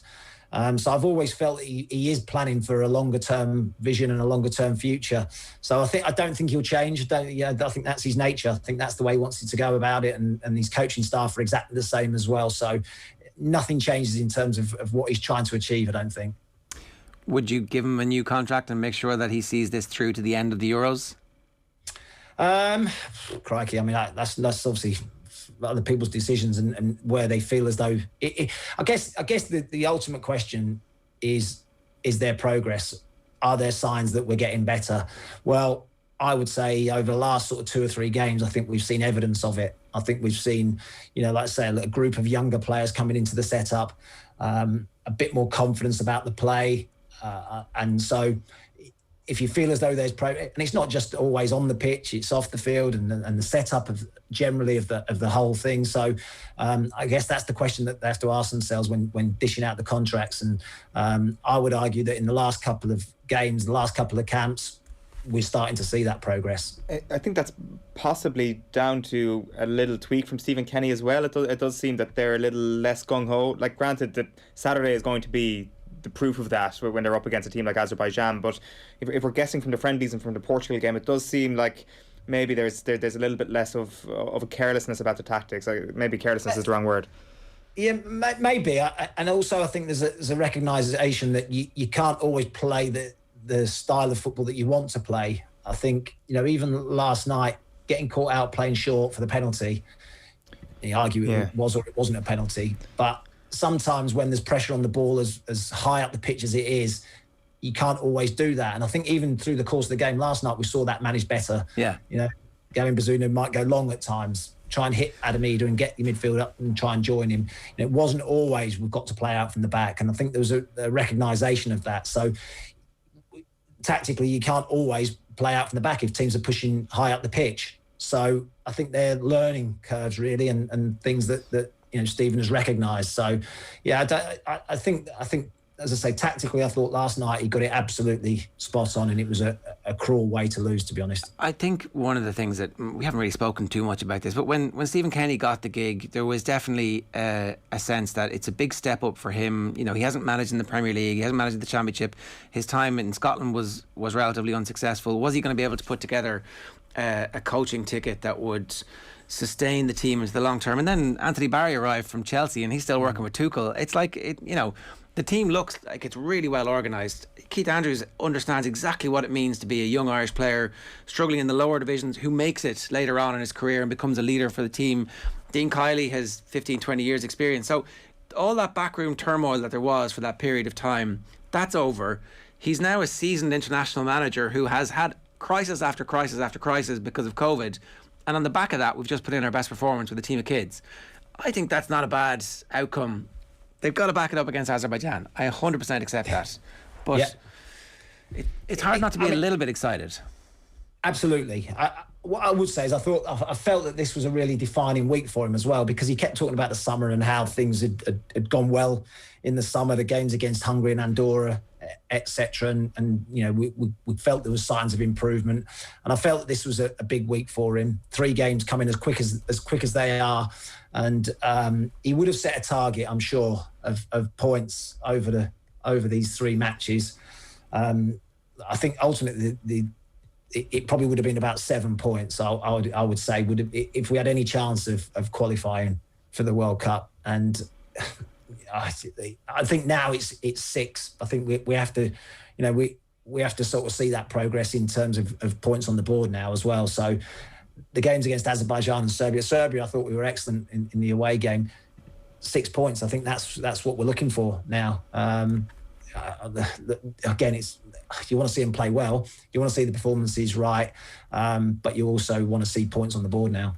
Yeah, and I think everybody accepts that is the currency. When you are an international manager, you need to start getting results. But on the back of that performance last night, we can at least begin, I think, to see there is a defined plan. The plan is working, and there are young players coming through who are going to give us a little bit of strength and depth for when the next injury crisis happens. And they got important minutes and a huge experience. And I don't know if you've suffered defeats like that when you were playing with Ireland, Matt, but I presume they live with you forever, and you do learn from them. Definitely. My first cap came in Macedonia, so it doesn't get much worse than that, to be honest. Right.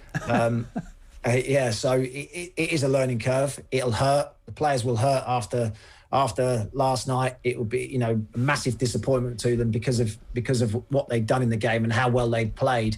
Often you do learn more in defeat, and this tough period, which it has been a tough period, we can't argue. You know, it's been a really difficult time for Stephen and the boys. Lots of things have gone against them, transpired against them, the COVID issues, etc. Bad refereeing decisions and all sorts of things have gone against them. It's how you respond, and you know, characters and toughness comes from those tough times. And hopefully we'll see the benefit of that. You know, those young players who played in that game last night, I mean, there's no better experience really, and against some of the talent they played against, and they've done such a good job that hopefully that does stand them in good stead going forward. How much did you harness that Macedonia heartbreak going into the following campaign, which was obviously a hugely successful one? Massively. I mean, the disappointment in the dressing room after that game was probably as low as I've ever known it in any dressing room. It was absolute heartbreak. So the players then, I think, you felt that was a building process, putting together a squad that was going to be able to compete and qualify for tournaments. I felt that was at that point a bit of this, a building block in place, if you like. And sometimes it takes a disappointment to kick on for the next one. Ultimately now it's almost impossible, I think, to qualify for the World Cup in 2022 in Qatar. But looking forward, that this period hopefully will be a springboard to better things. All right, good stuff, Matt. Thanks a million for joining us this morning. Cheers. Cheers, pleasure. Matt Holland giving us some thoughts on the Republic of Ireland's 2-1 defeat at the hands of Cristiano Ronaldo last night. It wasn't really at the hands of Portugal in the end. We were talking to Stephen Ward yesterday on the show, and I was making the point, Ronaldo's not even their best player anymore, which we helpfully put out at like 10:40 last night. Somebody scheduled it for 10:40 p.m. instead of a.m. And thanks lads. And somebody wants to do Ger out of a job. I love it. Whoever did it deserves a pay rise. I was nervously looking at also a clip that was put out with my drop quote from yesterday saying, I'm kind of happy Bruno Fernandes is in the team, and I'm like, oh my god, this guy's going to score a hat-trick tonight, and it's going to be worse than calling Dublin to beat Mayo by 10 points a few weeks ago. But thankfully Bruno was actually quite mediocre. And Bruno was terrible. Yeah. I mean, was it Barry Glendanick who was on Twitter going, Bruno traipsing off after an hour, as Cristiano Ronaldo says, Man United fans got to be happy about that, with them finally playing in the same team together. And also, like, who takes the I'm looking at the highlights from the Macedonia-Ireland game, and it's 93 minutes on the clock as the header. It's 93. Goran Stavreski. Oh no, I thought it was before injury time. Wow. that is brutal. Like, that is like, I do think that this is like very sore at the moment. Over a period of time, though, I think that moments like that are just more acute. Like, of course, it's 2 late goals that Ireland conceded last night, not just one, and that makes it even more painful. But like, that was, you don't concede that goal against Macedonia, you're at Euro 2000. It's pretty black and white. Whereas last night, you can make a case, and we'll see over the next few months about whether or not it's actually cost Ireland a place at the tournament. Yeah, and the team in 2000 was pretty good. Yeah, like, that team should have been qualifying for every tournament, and thankfully it did manage to get to 2002.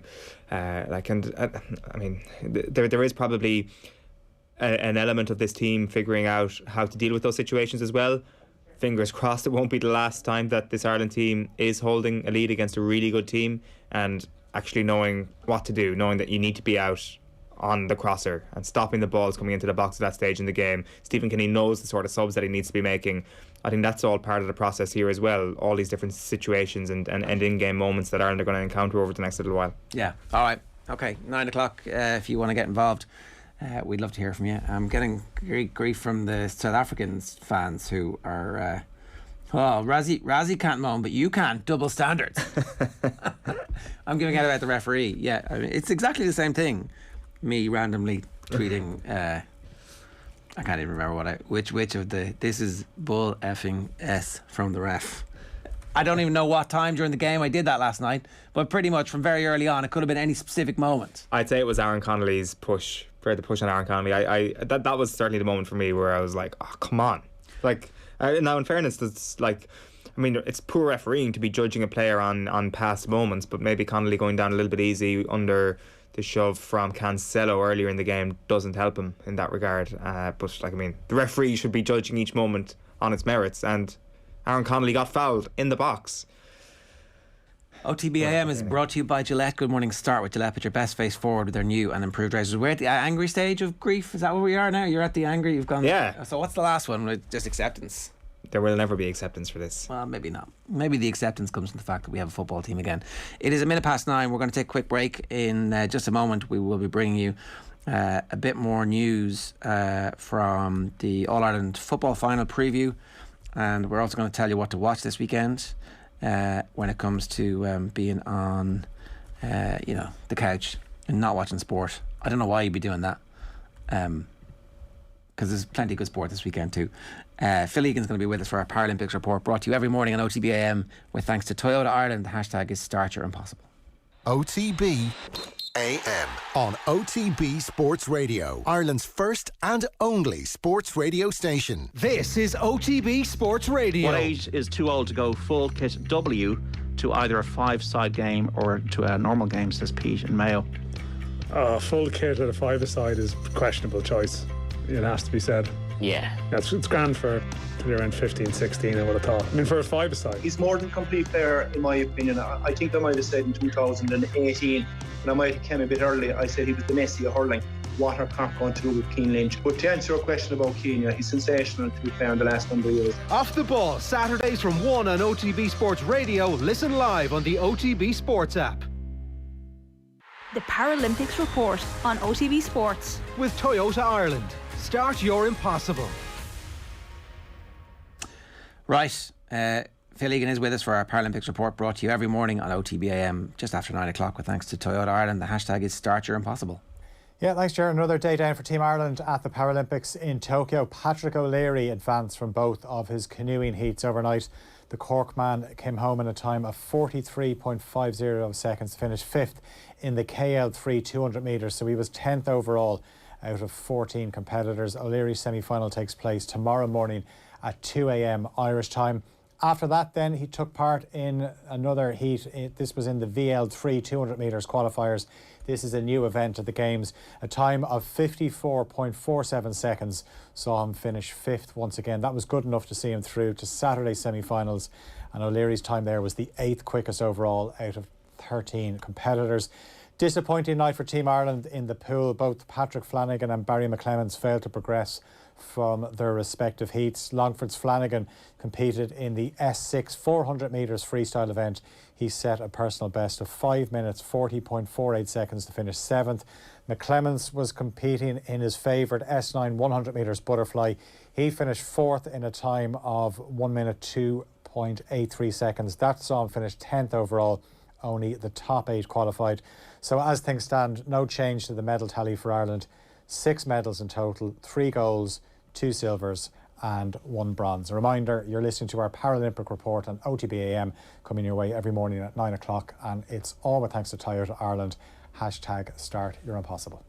The Football Pod with Paddy and Andy, our new weekly Gaelic football show with Paddy Andrews and Andy Moran. Tyrone was never built on defence. Tyrone was built on Peter Cannon, Sean Kavanagh, Stephen O'Neill, Owen Mulligan, Brian Dewar, Brian McGuigan. Yes, they tackle like lunatics and they put heat on you like you've never seen before, and then exceptional defenders behind them. Download the OTB Sports app and subscribe to the GAA podcast feed now.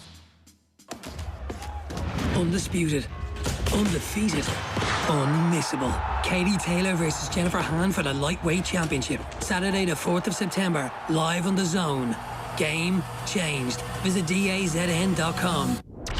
OTB AM. With Gillette, put your best face forward with our new and improved razors. So people have been accusing us of a bit of bias towards the Republic of Ireland football team all morning. If you thought that was biased, wait until our next slot. Aisling O'Reilly is with us to help us preview Dublin against Meath in the women's final on Sunday. Aisling, I'm surprised you're not in your key-pack jersey. No jersey today. No, I wouldn't do that in a preview now. That key-pack jersey was genius. I only realised that it had the grid and everything. Whoever came up with that idea, and we asked the manager during the week, it was an open goal for him to claim credit for it, but he didn't do it. And so somebody in the women's county board in Meath deserves incredible credit, because it could end up being one of the best-selling GAA jerseys of all time. I know, and the one I had on now, I had an older version on, but I've been trying to get the women's version, and it's sold out everywhere. You can't get it, no matter what colour. I tried to get it in the white, it's sold out. Every shop you go to, I went to O'Neill's in Newry, it's gone. So yeah, it really is. It's unreal. And that would suggest that the Meath football public is buying into what's going on at the moment, and so there is genuine momentum behind the team. Absolutely. Like after their extra time thriller against Cork, that was really an eye-opener to say, whoa, this team can go all the way here. A lot of people maybe are saying they're a surprise package. I suppose in Meath we don't think that so much, and if they did do it, it'd be the first time I think since 2004 that we have new champions.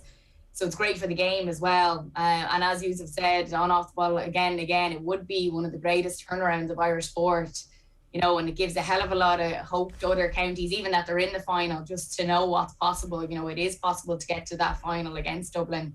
And yeah, they're not a flash in the pan. There's a hell of a lot of work has been done. We heard Eamon speaking about that too.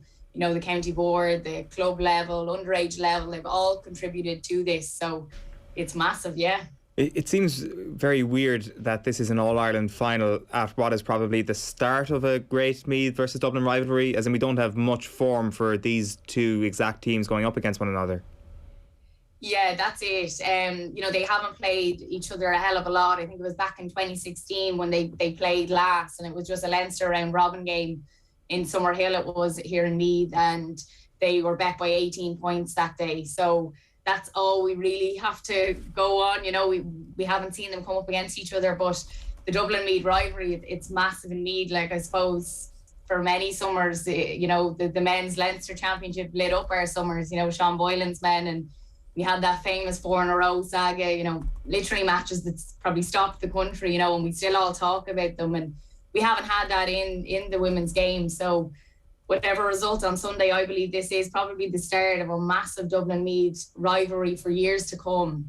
And I think for Meath people, there's nothing better than going to Croke Park and facing Dublin. So yeah, it's brilliant to see, and I think it will stay for the next couple of years to come for sure. There's also then the element of the unknown from Dublin's perspective, looking at this Meath team. Dublin obviously an incredibly well-coached, well-prepared team, not actually having that experience of playing this Meath team who are unquestionably on the upward trajectory. There's an element of danger about that from the Dubs perspective.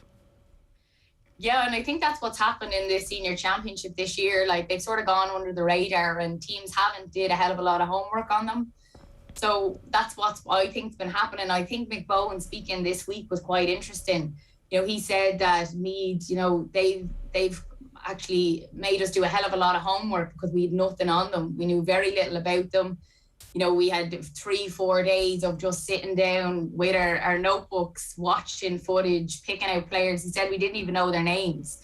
So we had to learn the names of the Meath players.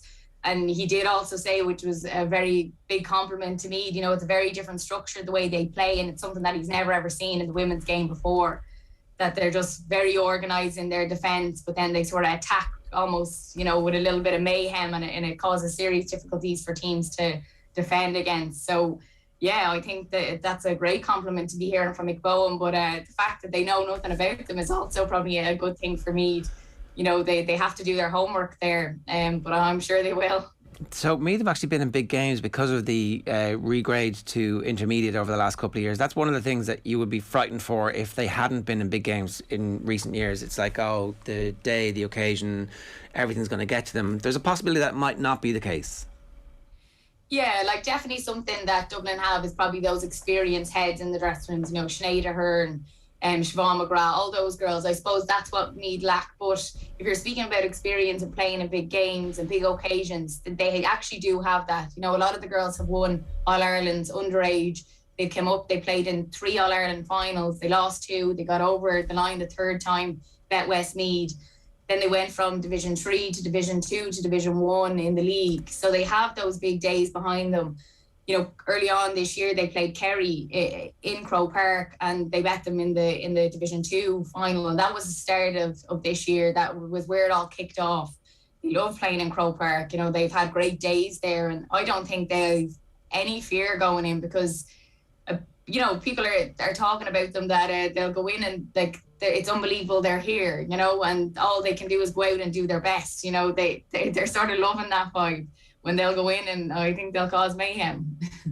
Well, that's the best case scenario. Worst case scenario here is that the Dubs are a machine and they're cresting to a second peak, because obviously they're bidding to create their own bit of history for themselves. Like, they are 10-1 on. They are 6-point favourites. The expectation is that Dublin will see this game out, and you know, maybe it'll be mechanical, maybe it'll be straightforward. If you were parking all of the hopes that you have for the game, what are your fears for this game? Yeah, it's a massive challenge for me. It's the biggest one that they've had yet. And you look at Dublin, they're unbeaten going into this, you know, a massive depth of strength in their panel. You know, they're never relying on just one or two, and that was evident this year with, you know, they've some injury concerns, I think, through the year, and they've always had players to come in and just fill in those gaps, and that's what they do, and that's credit again to Mick Bowen and what he's done. I suppose my fear, where would be won and lost? I'd be looking at midfield. I think that's going to be a big challenge. You know, you have Moira O'Shaughnessy and Orla Lally for Meath, and then you look at Lauren McGee, Jennifer Dunn. You know, they are physical players for Dublin. I think that's going to be a seriously tough battle for me. The Meath girls are great, but I just think that it's very physical. I think that's where the link play begins for Dublin. They go through the middle, and then they break a pace. So I just think that physical element could be something we'll have to look at. But yeah, just their overall strength. Like, we're not sure who's going to start yet, but that bench, every time they come on, they make an impact, and that's definitely something that Meath will have to look at.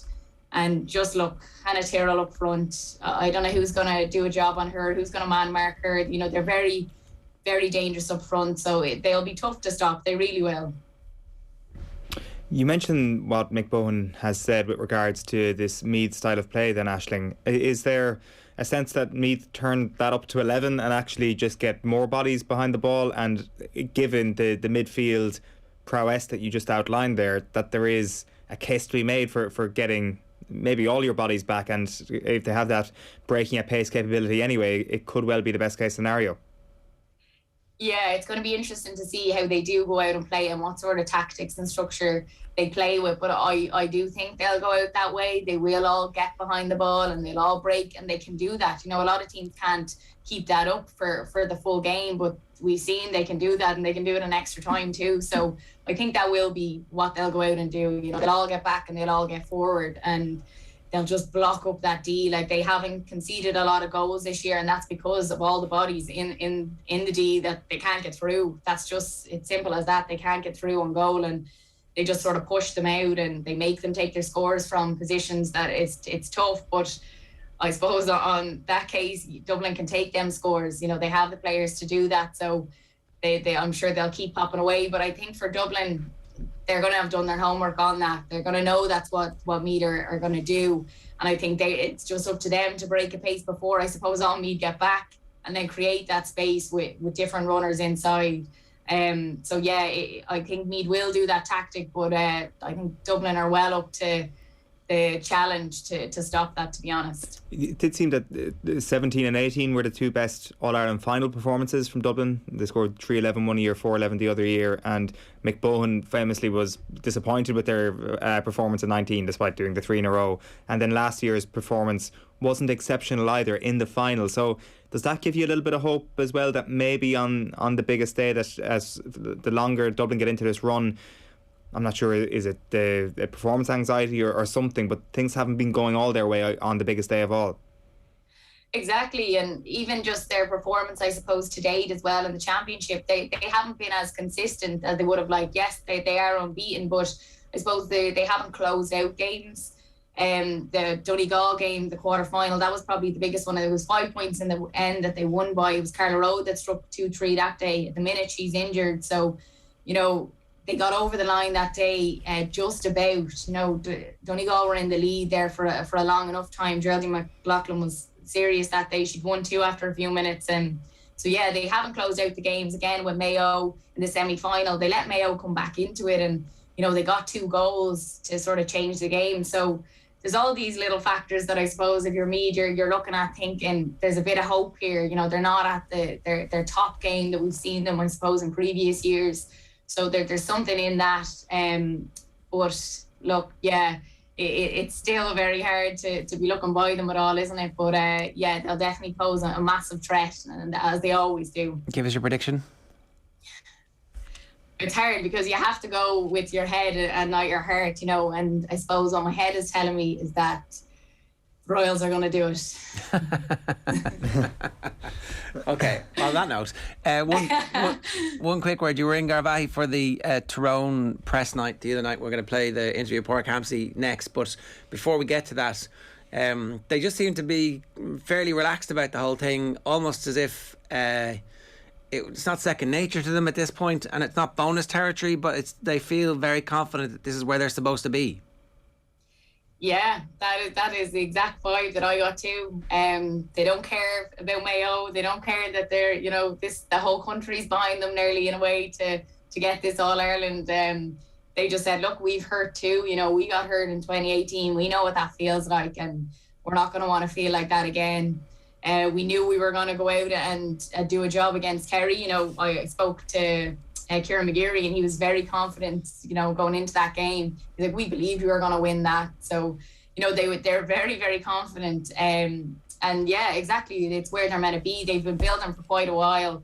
As we've seen, a lot, we talked about it, Ger, that a lot of the players that are starting now probably we're not coming off the bench, we're coming back from injuries, all of that. So it'll be interesting to see what team goes out in the final. I asked him about Colin McShane and that will he get a starting place. He sort of just laughed and said there's a few lads in there that are looking for their starting place. And as well, I suppose you don't know, does he like him as that impact? He's a massive impact when he comes on. So yeah, they're very confident. They said they'll enjoy the next 11 days. Their bodies were very sore, but they're looking forward to the final now. Next weekend. The setup in Garvaghey looked exceptionally safe. It looked like the WHO headquarters, the way they were set up. You didn't have to isolate for 14 days before going into the press conference or anything. No, it was something else. Just their setup in general is amazing there. Wow, I was really taken back by it. They have, the 2 AstroTurfs, they have 5 pitches, all the setup inside. It's something else. But the actual where the interviews took place, some people were on the Astro, some people were across the way on a different pitch, and then some people were they had almost like school tables set out, and they sit behind the table and you put up your phone and then you take another 2 meters back. It was almost hard for them to hear you. Thankfully I got a one-on-one with them, but I don't think the press lads were too happy. Owen doesn't care. He's just desperately trying to stir a pot that is congealed with his broken dreams. Well, no, I mean, I just feel really sorry for Brian Dooher, who is saying that Mayo have an extra couple of weeks to prepare for the game. It's just really, really tough in Tyrone. I know, but was that taken out of context a small bit? I gave him that question. It's almost like I set him up to say that. I didn't mean to do that. Like, I'm just saying to him, look, they've an extra week. That obviously will help them with recovery because 2 tough semi-finals, and then it's just gone mad. I think Brian Dooher haunts all Kerry people, but particularly our Eoin more than anybody else for 100%. what he did a decade and a half ago and what he's continuing to do now. Do you ever have like a nightmare and you can like hear a voice in the real world, and that voice in the real world starts invading your dream, and it like takes a character, becomes a character in your dream, and all of a sudden the real world thing is actually a voice in your dream? That's kind of like me every year in the 2000s, where I'm outside Croke Park and I can just hear Dooher's voice inside saying "Tá an áthas orm an Curnshaw Glocka," and it's just like this is awful. So yes, there was a lot of Dooher PTSD going on in this head. Yeah, and he has a poker face, doesn't he? Like you talk to him and he's just softly spoken and so calm, and I'd be looking at him going, are you the player that I used to watch? Like, you know, it's mad. Even hearing about him, I think it was the 2008 final where he got hit by the ball a few days before. Yeah. And he went out and played the game, and he never told anyone. Like, he's just a different character when he steps onto that pitch, or when it comes to football anyway. Definitely. Aisling, good stuff. Enjoy the game. Thanks a million. Thanks a lot, lads. That's Aisling O'Reilly giving us her thoughts ahead of the women's final at the weekend. And here she is talking to Padraig Hampsey. Paddy, how does it feel to be back in an All-Ireland final?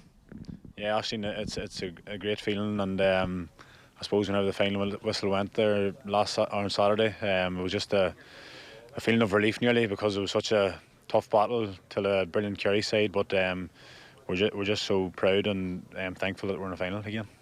And just talk to me about that. How physical was it out there? Obviously, from the media stand looking in, it really was unbelievable, the intensity that we seen. What was it like for you? Yeah, for myself personally, it was tough. Like, I suppose even now, I'm still feeling the effects of the game. Like, the body's sore, but I suppose the adrenaline sort of takes you across the line, and you're just full of energy, and you're just, as I said there, like, the emotions leave you after the game. You can just sort of feel the body. It's sore and stuff, but no, look, it's well worth it whenever you're back in an All-Ireland final, and we're just excited for Saturday 2 weeks. And when you were going into extra time, was there anything said, I don't know, when you came out, you were just unbelievable, you were running from defence up to attack, and you would think at that point you'd probably be cramping up, but you just really weren't? Yeah, well, I suppose that's probably down to our coaches. Like, they have us that well conditioned, the likes of Peter Donnelly, the S&C coach, and Joe McMahon, Collie Holmes and them fellas. Like, they've been the men who's been putting us through the hard yards in the pitch, and hats off to them. Like, they have us in peak condition, and we're very thankful of them men for having us in that way. Yeah, whatever you say nothing. But that's the same for Mayo, in fairness, as well. So fair play to the footballers of Tyrone and Mayo. We will be previewing that game in great detail over the course of the next week or so. If you've got any thoughts on that, if you're leaning one way or another, I'm currently leaning Tyrone. Owen's leaning Mayo heavily, but I think that's just him trolling them so that when they lose, he'll be able to go, sure, geez, I batches. No. You're one of my favourite fan groups. I love going over to your part of the world. No, you treat me so well. I want Mayo to win, and I think they will. So when are you heading over? Next week. So hopefully we've got a few irons in the fire at the moment for a couple of pieces we can do, and same up in Tyrone as well. So looking forward to it. Okay. Nice and close to the base here in Dublin, rather than having to make a massive trip down to the southwest. That would just have been such an inconvenience. To go home. Yeah.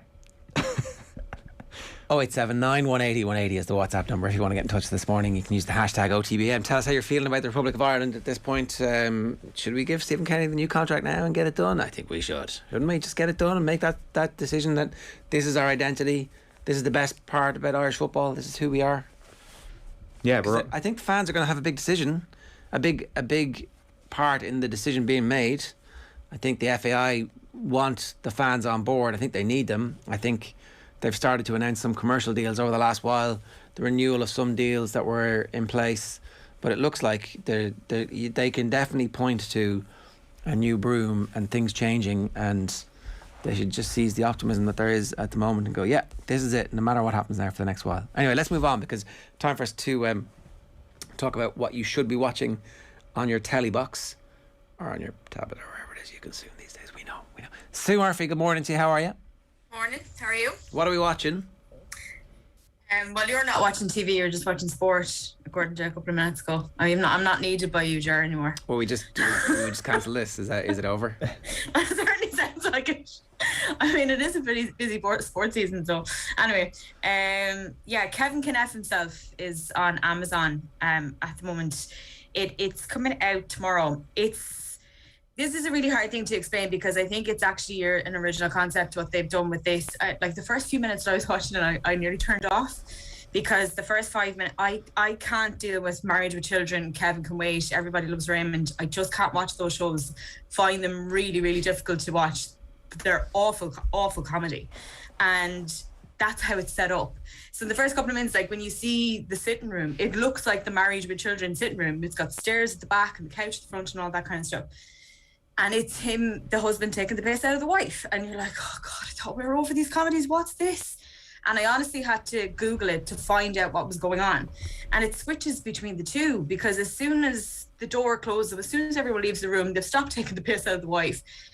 The lights change, the camera angles change, it becomes really dark, and it's her world. You're experiencing her world of this kind of like misery and depression, and trying to keep a house going that he has no interest in, trying to keep a marriage going that he has no interest in, and like just little things like trying to keep her coffee table in the sitting room that she's worked really hard to pay for. And it's a bit of a tough watch. And like I know some people have been saying that like the comedy scenes, because they're so overplayed, because like the Kevin James character and stuff, that they can be a bit annoying, but they take it to another level. And you're like, how is she staying with this guy? She is so much better than this. And her character Alison is played by Annie Murphy, who you'll know from Schitt's Creek. And she's amazing at it, completely different from her character Alexis in Schitt's Creek. She is the hard done by wife, and she just gets angrier and angrier over the course of the episode, to the point at the end where you actually think she's just going to kill him. And it's just very good. Now, I'm not going to say, I said on the notes that I'm really enjoying this, but I don't know if enjoying is the word. It's difficult to watch. You're experiencing it. Yeah. And like it's a good experience. It's a positive experience, yeah. Yeah, it is. Okay, like it's just very interesting, really, really interesting. Thoughtful way to TV. approach it, but and so she's not an actress. This isn't. No. It's just told in two different ways. Okay. But this is her. Yeah, it's a fictional. Like this is her life. But honestly, there are so many points in that first episode where you're like, why are you not leaving? Like, just leave. He is an awful person. So it kind of does turn that whole like 70s, 80s comedy on its head. It's very, very good. It's very interesting. Kevin Can F Himself. Kevin Can F Himself, yeah. There's 8 episodes and they're all up in Prime. We can say these words if we want to. Like it's it's blurred out in the actual title. Okay. So it's hard to know Okay. F star K. Yeah. Yeah, it's good. It is very good. Feck himself. He can feck himself. He can fork himself. I mean, put whatever you want in there. Like for fork's sake. It's a play on the Kevin Can Wait, Kevin James thing. I don't know that. Which is very clever. What Kevin Can Wait? Go on. That's that awful comedy thing with Kevin James that just needs, like, I think it's gone now anyway. They killed off the wife at one stage and just got a younger model, and it's just dreadful, dreadful comedy. Like, can you really, do that? really bad. Well, they did it. He got rid of I can't remember what her name is, the actress, but she Kevin was involved James. in the Scientology stuff. Mall Cops, Kevin James, you mean? Okay. Just like he was in the building one time. Was he? Oh, where was I that day? I would Kevin James would be on my Mount Rushmore. He was in the building and had like with one of those really expensive cars and the driver outside, and I was like, really? And they were like, kind of pretend security at one point. No, you don't need security in Ireland. Worth a lot of money. I just don't know how I can't understand the popularity. He's really popular. Takes one to know him when it comes to security. I mean, Paul Blart is top tier security guy. Stop. No. Mall Cop is underrated. No, Eoin, I'm not getting Mall into Cop these is things. underrated. No, I'm not going to let you rise me. I will absolutely. And wasn't there Mall Cop 2? Paul Blart Returns, The Return of the King.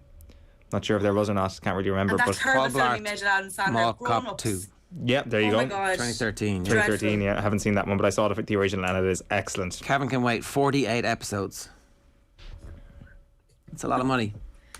It's a lot of money and a lot of people watching it, and it's terrible. He is terrible. Somebody needs to stop him. And Adam Sandler needs to stop encouraging him. So, no. Anyway, Adam Sandler. The only significant, really bad decision that I made over the course of lockdown, which I regret, I know what you're going to say. was watching that fucking movie at the start.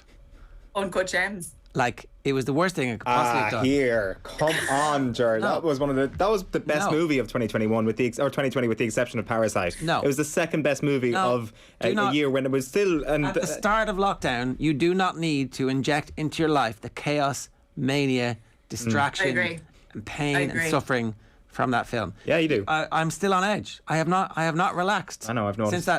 Since that. It was worse than Cristiano Ronaldo. In terms of the in terms of what it does to your senses as a spectator of the thing. No thanks. Oh man, I disagree. Uncut Gems, phenomenal film. I don't actually. Sorry, now that everything's opened up again and life is back to normal, perhaps good time to watch it now. No, summertime with the lights on outside and the windows open and the sun streaming in. That's the only way you can watch that. It's so noisy. It's just really loud. Like, the whole thing was just really loud. I don't know how he could even hear his own thoughts. Like, it's just, I hated it. Yeah, I really hated that's the whole point. You're in the head of Adam Sandler, you know. Who wants to be there? Okay. No one. Worth is on Netflix. What's this? Worth. It's a film, actually. It's coming out tomorrow on Netflix. And there's been a lot of talk around this because Michael Keaton plays Ken Feinberg, who was in charge of the compensation fund for victims for 9/11. It's based on a true story. And do you know what? There's a lot of this that they play up to the camera for the insert emotional moment here. There's a lot of that. But Michael Keaton is absolutely brilliant. And like, I would be looking at Oscars for this. So he plays the lawyer that kind of at the start thinks, okay, well, I have to calculate. Basically, in order to pay this compensation, he has to calculate a formula that works for how much a life is worth economically to the state. And he has to pay them out in such a way that it won't collapse the economy. And over the course of the film, begins to realize that, like, you can't put value on somebody's life. And it's very, because they kind of have 3 or 4 kind of main stories from the victims. One of them is Stanley Tucci's, and he's one of the people. He sets up a website called Fix the Fund because he knows the fund is not working for everyone, and Keaton needs to have a certain amount of people signed on for this to work. But the performances from Tucci and Keating in this they're really, really, really good. I think they do play up the kind of schmaltzy, kind of emotional side of it, and of course it's going to be. But in terms of performances, like, really, really good. I really like. I don't know if I like the film as much as the performances. I always feel like this kind of Philip Seymour Hoffman kind of thing where he's just better than the film. And that's the way I felt about this one as well. Like, the film is grand, but the performances are excellent. Okay. Always a bit like, am I going to give 2 hours of my life to something that's only grand? I'm not sure. So you're not. But it'd be worth it for Keaton's. Like, honestly, Keaton is brilliant in it. Okay. Really, really good. Okay, so this will live with you. The narrative might disappear. It sounds okay. Okay, grand. Something you might have missed. I actually picked a podcast this week because after we talked about the American Crime Story that's going to deal with Clinton and Michael Lewinsky, I went back to listen to Slow Burn. I don't know if you've listened to these podcasts. They're Slate Plus podcasts, and they do deep dive into American politics. And the second series is on Clinton and the Lewinsky trial. Now, I was in my teenage years when that happened, so I had an idea of what had happened with Clinton and Lewinsky, but that idea was completely wrong. Like, I didn't realize it was so long after it happened that he was impeached. I didn't realize that their affair had gone on for quite a while. For some reason, I thought it was much shorter than it was. I think when you remember that in your past, you have kind of misconceptions about what happened, and then just listen to this has just been absolutely amazing. And they're like half-hour, 40-minute episodes. The amount of information they pack into an episode is unbelievable, and the interviews and the access they have to people is incredible. But it really tells the story, and they've really figured out how to, like, tell the story properly from start to finish. from all sides. Is Lewinsky in it? Side. No, she wouldn't be. Linda Tripp who was the one who kind of set her up, but Lewinsky isn't in it. They kind of go back to her biography and to previous interviews. She doesn't do a lot of interviews. She doesn't talk about this that much, as you can imagine. And they don't really have access to the Clintons on the other side, but they talk to pretty much everyone who's involved on both sides, like lawyers, activists, and it's fascinating. It's really, really good podcast. And the first one is Watergate. It then moves on to Iraq. So I'm going to get through the rest of them, but I wanted to listen to the Clinton one before American Crime Story, because I really feel like I had the wrong idea about what had happened. So there's an American Crime Story coming out about Lewinsky. Yeah, and this is FX. separate. Yeah, exactly. So I just wanted to get have an idea of what actually happened before I went to watch the fictionalized version.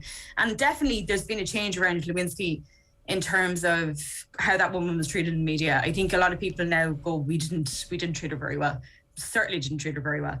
So it's just interesting to hear how she had called her mother in desperation, or the people around her. She really believed this was a proper relationship, and she was very hard done by for what came out of this.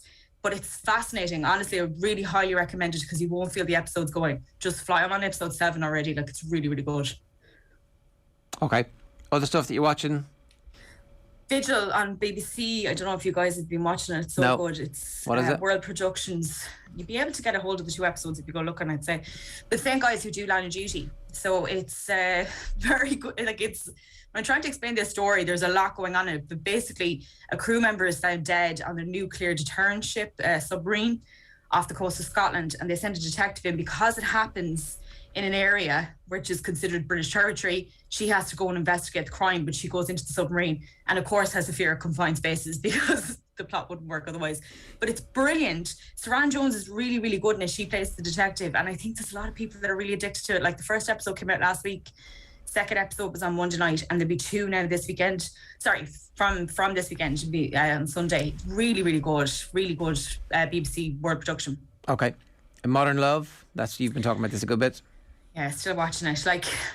Again, it's one of those things you just turn your brain off, but it's nice. It's just nice TV. If you want to get away from watching crime stuff and true crime stuff, it's just, and people that I honestly thought would not be interested in this at all have texted me saying, "Oh, I really love Modern Love. It's just nice." Okay. If you want to watch nice TV, that's what you're looking for. The French, the Parisian estate agents thing is actually quite good. There's a family of estate agents. Is that what it's called? What's it called? Parisian Agency, is that what it's called? I'm not sure. It's on Netflix. You can't miss it. 9 Perfect Strangers. You told me to be the canary in the coal mine for this, and the canary's dead. I'm still trying, because it's another one of those situations where there's really, really good performances. Hey, the bird's not singing anymore. It's dead. Yeah. Let's get out of here. Not feeling it. A lot of people are saying it's really good, but I'm just not feeling it at all. It's really slow. Does White Lotus get better, or kind of 1 3/4 episodes in and it's grand so far? Yeah, I'm on the 3rd episode, and I kind of understand what you mean, but I really feel like it's building to something. Well, and better get there quick. I just love the dialogue. I love the characters. I think they're brilliant. They're very well sketched out. You know exactly who these people are after the first episode. Yeah, in fairness, bits of it have been decent so far. So I'm not giving up on it. And how far along in your Sopranos rewatch are you? I'm nearly finished season 2 now. I'm on to season 3. So, yeah. It's just, I was saying that to Eoin last week. I didn't realise how spoiled I was with how good the Sopranos was. And just the rewatch has changed so much about the characters for me, because I haven't watched it in nearly 20 years. So, what's happening? So don't tell me which part. Tell me the plot. What's going on? We're very much focusing on the pussy thing, and it's just that episode where Christopher decides that he wants to be. It's the Jon Favreau episode. I love that one. Just, you're watching Jon Favreau go, how did he agree to this? He's literally taking this out of himself here. But Christopher really annoyed me more on the rewatch than he annoyed me in the first. I just can't deal with his character. I find him really annoying. No, he gets worse. He is a despicable person. You just get to a point where you're I could kind of understand where Tony's coming from in the end, That's a bit harsh maybe, but you know what I mean. Well, no, I think everybody's on Tony's side, and that's the genius of the whole thing, is this murderous psychopath who you're yeah, you go, Tony. We're going to win this thing. Thinking that, because the thing with Richie, when Richie gets out of prison, there should be an element of you going, I can kind of understand where this guy's coming from. Like, he's been kicked off his street, like his brother is dead, like there's loads of things that have happened to him, and you don't side with him at all. You can immediately just go, oh, Tony has to deal with this guy. Get rid of him. The Manson lamps. OTB AM is brought to you by Gillette. Good morning. Start with Gillette, your best face forward with their new and improved razors. Is there anything you're watching, Eoin, you want to... Have you guys seen I Think You Should Leave on Netflix? We're just catching up on season 2 because it debuted around the time of the Euros and then came the Olympics. I genuinely think this is one of the funniest TV shows that has ever been made. Ever been made. If you like sketch comedy, then absolutely it's for you. But I always give a free pass to sketch comedy if every single sketch is mediocre, as in I would give it a free pass for a 50% hit rate because it is so absurd generally. But this hit rate, I would have it around 85%. Oh. It is absolutely insanely good. So this is the Americans where there's like a family story going on. There's brother and sister fighting at a petrol station. Don't think so. This is Tim Robinson. There's like a couple of high-profile cameos in it. Bob Odenkirk is in the most recent season in what is one of my favourite scenes of it. Like, I mean, this is the former Saturday Night Live writer who basically he's actually been on the record and said some of the sketches that are in this show were rejected for SNL. And I'm like, what are you doing? Who made the executive decision to cut any of these? I don't know which ones were rejected or not, but they're all absolutely good enough to be on SNL. It is genuinely... it could possibly be the funniest thing ever if this goes on to season 3 and 4 and keeps up this rate, because it is perfect. Not to take us down a complete tangent, but is SNL not shite? It is, yeah. Yeah, so like that's the whole point. That's my point. Is like all of these are good enough to get on modern day SNL, no question. So even if it was the worst of his sketches that was rejected for that show, it just doesn't make sense. It is... I don't know, like, I mean, I don't know, it's like Mick McCarthy not playing Matt Doherty and Seamus Coleman, SNL not picking this guy's sketches. This guy is with the most talented, this guy's the most talented writer in the world, and he's got an incredible team of writers around him as well. Watch it if you haven't seen it. I accept I'm months behind it this season, but there was a lot of sport on this summer. And every episode's like 15 minutes. That is the analogy the metaphor, the analogy that I'm here for. Yeah, exactly. And I mean, just think about how much happier your life could have been had you picked this thing up sooner, basically, is where the analogy ends. Watch it if you like happiness. Sue, good stuff. Anything else? Oh, that's it. Well, that's all the time I have in a week. All right. That's plenty. Thanks very much. Every Thursday around about this time, we give you some advice about what's coming up over the weekend to watch and to get your teeth stuck into from Sue Murphy. OTB AM is brought to you by Gillette. Good morning. Start with Gillette. Put your best face forward with their new and improved razors. Tomorrow we're going to hear from former Mayo star Seamie O'Shea. We're talking Irish football, and there's the return of the crappy quiz. Right now, more reaction to Ireland's defeat to Portugal with Stuey Byrne. Well, Stewie, you could write a good song about the heartbreak of being a Republic of Ireland fan. I feel like singing a song. You have me sitting on a chair and ready to go a cappella. There have been some tough nights being an Ireland supporter over the last few years. That is a night where there's a lot of pride in the performance, but the heartbreak of what Cristiano Ronaldo did and the downer that brings afterwards will also be hard to shake. Yeah, I mean, I've got time now to just kind of maybe just take it all in. It's very difficult. It's never easy, Nathan. Like, you know, it'll still be sitting with me tomorrow, the next day. Can't imagine what it'd be like for the football team, but.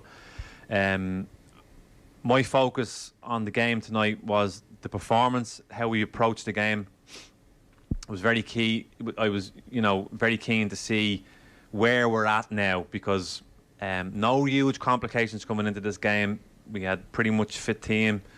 When you look at the whole COVID situation, Callum Robinson, yes, but other than that, it's positive. You've got players that are fit. You've got players that have got game time under their belt as well, which I think played a huge role in the team selection, especially with Jamie McGrath getting his debut away to Portugal. And you look at the overall performance, and it was excellent.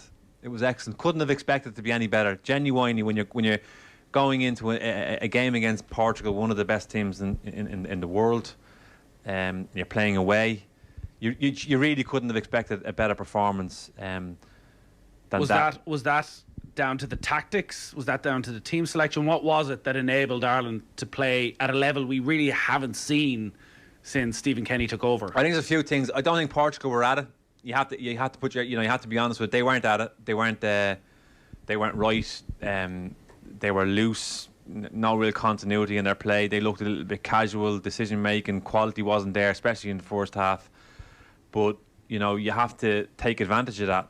And Ireland did take advantage of that. It could have been a different story for Ireland. Ireland could have just sat back completely and just waited for Portugal to come onto them. But they, at times, when they broke down that Portuguese play, they broke forward with intent, and which ultimately led to the goal, which the corner for the corner that came for Egan's goal. So I'd say almost a perfect first half performance.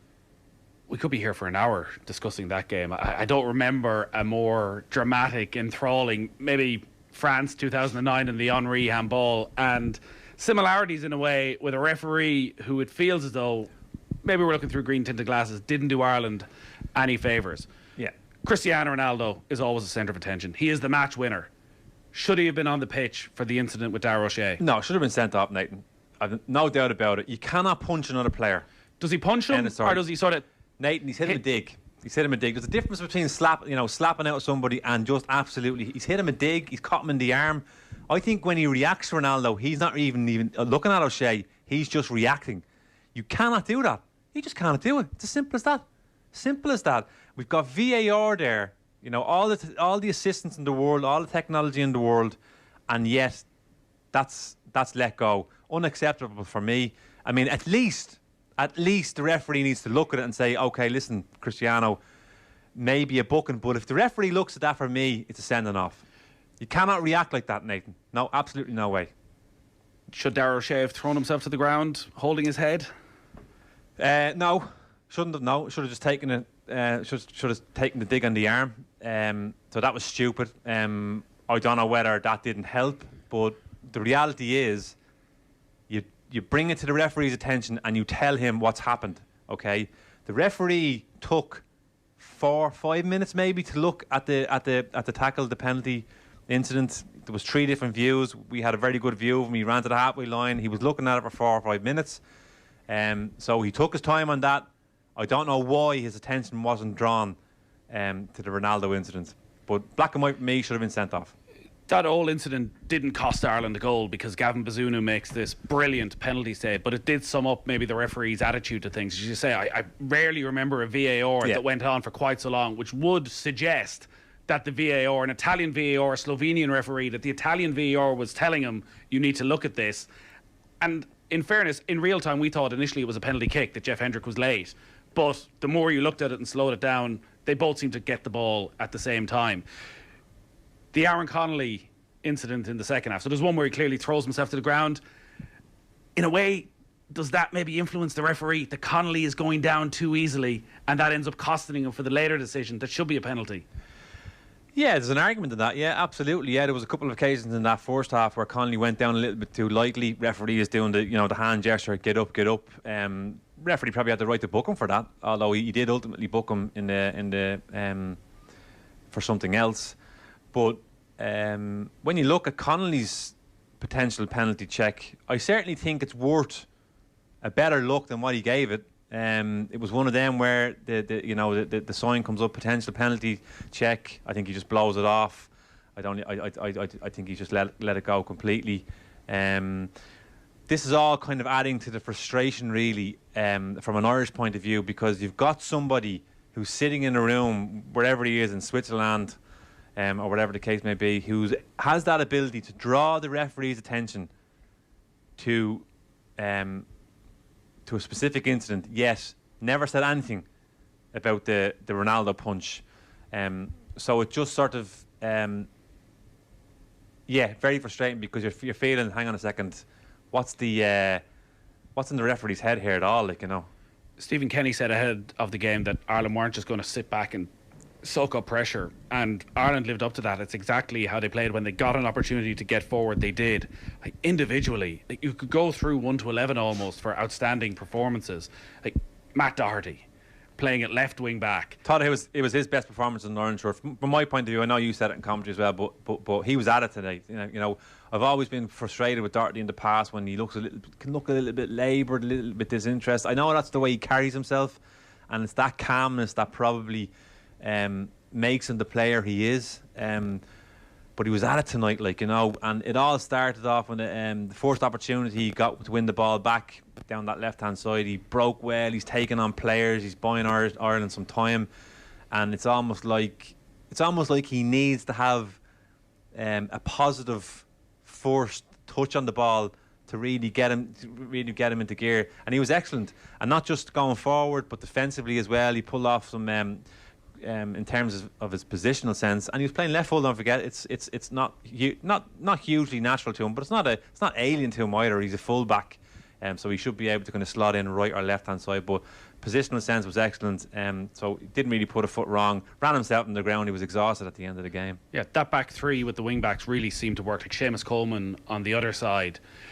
Frustration of Coleman at times was he's so good going forward. We rarely see it in an Ireland jersey. Seemed to pick his moments to perfection tonight to contribute up on the attacking side of the pitch, but also, you know, in the second half, anytime Ronaldo drifted out to the left hand side, he was there as well. Well, he's gotten his mojo back, hasn't he? I kind of feel like we've got our captain back. We lost him there for a couple of years. I don't know whether it coincided with the leg break, you know, a loss of confidence, but certainly in the last year or so, and even, you know, with his form for Everton has been excellent. But in an Ireland jersey, you really feel like you're getting that Seamus Coleman back. Like, you know, didn't put a foot wrong. He was outstanding. To be quite honest with you, Nathan, you know, with the exception of some of the erratic play from Connolly in that first half, I think to a man, the Irish team, you know, played out of their skin. The defence, pretty much till the very end, barely put a foot wrong. There was the incident that resulted in a penalty where Bazunu played it short, but Duffy back to his best. Egan, monstrous performance from him, capped with the goal. And Andrew Omobamidele, 19 years of age, coming in for his debut. Cristiano Ronaldo obviously realises there's a kid here who's never played before. I'm going to sit on him. I don't think he could do anything for the 2 goals. Like, for a player like that to come through and perform like that, like, there's so much to take from that performance. Yeah, I mean, I felt for Omobamidele coming into a one of a back three would help him, you know, because he's got that cover. He had been coming on there in maybe one of a two. You got, you know, you have less cover. You're more isolated as a defender, so it certainly benefited him. I think for any Irish player, again, mentioned this in commentary, when you're sitting on the bench and you're watching that game, I mean, they must have been engrossed in it. You know, you can only imagine the substitute looking at it going, this is fantastic, our shape is excellent, and you're getting to look at each one of the players, and you know what you need to do if you get on that pitch. So I'd say, you know, McLean came on Bombadilli, Collins, the few other changes. They're probably dying to get on that pitch just to be part of it and to play their role. And to be fair, you know, the changes difficult for Ireland because that starting 11, they just, the continuity, consistency was just right, and you don't want to change that. You don't want to change that. But what's happened obviously is you're getting injuries. Connolly got injured. You have to make changes, and then McLean comes on for Connolly down that left hand side. I felt McLean could have done better for the first goal. Stopped the cross. He sort of dived in a little bit, mistimed his tackle, and then he's struggling to recover for the second opportunity. And when it's dinked in, obviously you've got that man Ronaldo waiting to bury it in the back of the net. Can't take it away from him. Can't take the goal away from him. Technically, it's a wonderful finish. Second goal is a wonderful finish. Real sickener, but it should never have happened, Nathan, because it's overtime. Well, John Giles always talks about the genius of Ronaldo being that everything that happened previously in the game is irrelevant. If he's not involved, if he doesn't get a touch, if it's not going his way, he has an ability to put it out of his mind and still score a goal when it's needed. Yeah, you got to give him credit that, because it's probably the most frustrated I've seen Cristiano Ronaldo in some time. You know, there was a little bit of needle between him and Seamus Coleman. Ronaldo was claiming that he got a little bit of a bang in the mouth and sort of handbag stuff, and Coleman wasn't giving into it at all. And Coleman gave him some verbals. He didn't like that, you know, but Coleman, obviously as team captain, is standing up for it. But you can't take away from Nathan that, you know, you think, you look at him, you think he's frustrated, you think maybe he's out of the game here. He had a couple of snapshots from 25 yards out, which he ballooned over, and you think he's not going to be his night. And yeah, it's always his night. Always his night. Pops up and gets the winner. But referee should have blown the whistle 25 seconds earlier. Just one other individual Irish performance, then you've touched on him there quite a bit, Aaron Connolly. I'd imagine there's going to be a lot of debate about Connolly over the next few days. And you actually mentioned this pre-kickoff of his ability to get into the right position, to get goal-scoring opportunities, but his lack of composure when he gets them. And we saw that again tonight. I know it's that old football cliche. You'd be more worried if he wasn't getting the chances. But this is a consistent pattern of he's our most dangerous player, but the end product just isn't there. What do you do if you're Stephen Kenny with Aaron Connolly? So how old's Aaron Connolly now? Is he 22? He's about that, yeah. Yeah, like, I mean, he's at an age now where it needs to stick. You know, you got to coach him. I mean, nobody's beyond coaching. Cristiano Ronaldo's not beyond coaching. You know, it's a work in progress. You got to keep on him. But the difficulty is for Connolly is that, McGeady, good example. Never learnt for me. Never learnt. You know, always had great ability. But you have to have it up here. You have to listen to what you're being told. You know, and you have to, in the modern game, players are well used to having a look at their performances on video and seeing with their own eyes where they're going wrong. And he needs to learn from that, because if he can, Nathan, he'll be a hell of a weapon for us, because there's no doubt about it. He has a wonderful ability to get himself into goal scoring situations. It's his end product now that he needs to focus on, and hopefully he gets game time as well, because that's hugely important for him. Ireland didn't get the win. A win may not have fully reignited Ireland's hopes of qualifying anyways, but in terms of the conversation that's been going on around Stephen Kenny, like now it's one win in 14 games, and that was against Andorra. Do you think this changes Stephen Kenny's future as Irish manager and the conversation around it? Do you think people will look at that performance and say, this actually is an Irish side that's going in a new, different direction? So this is the performance that he has to make that the start of the next chapter. Okay, this has to be the turning point. Okay, if we don't go and perform against Azerbaijan on Saturday, forget about it.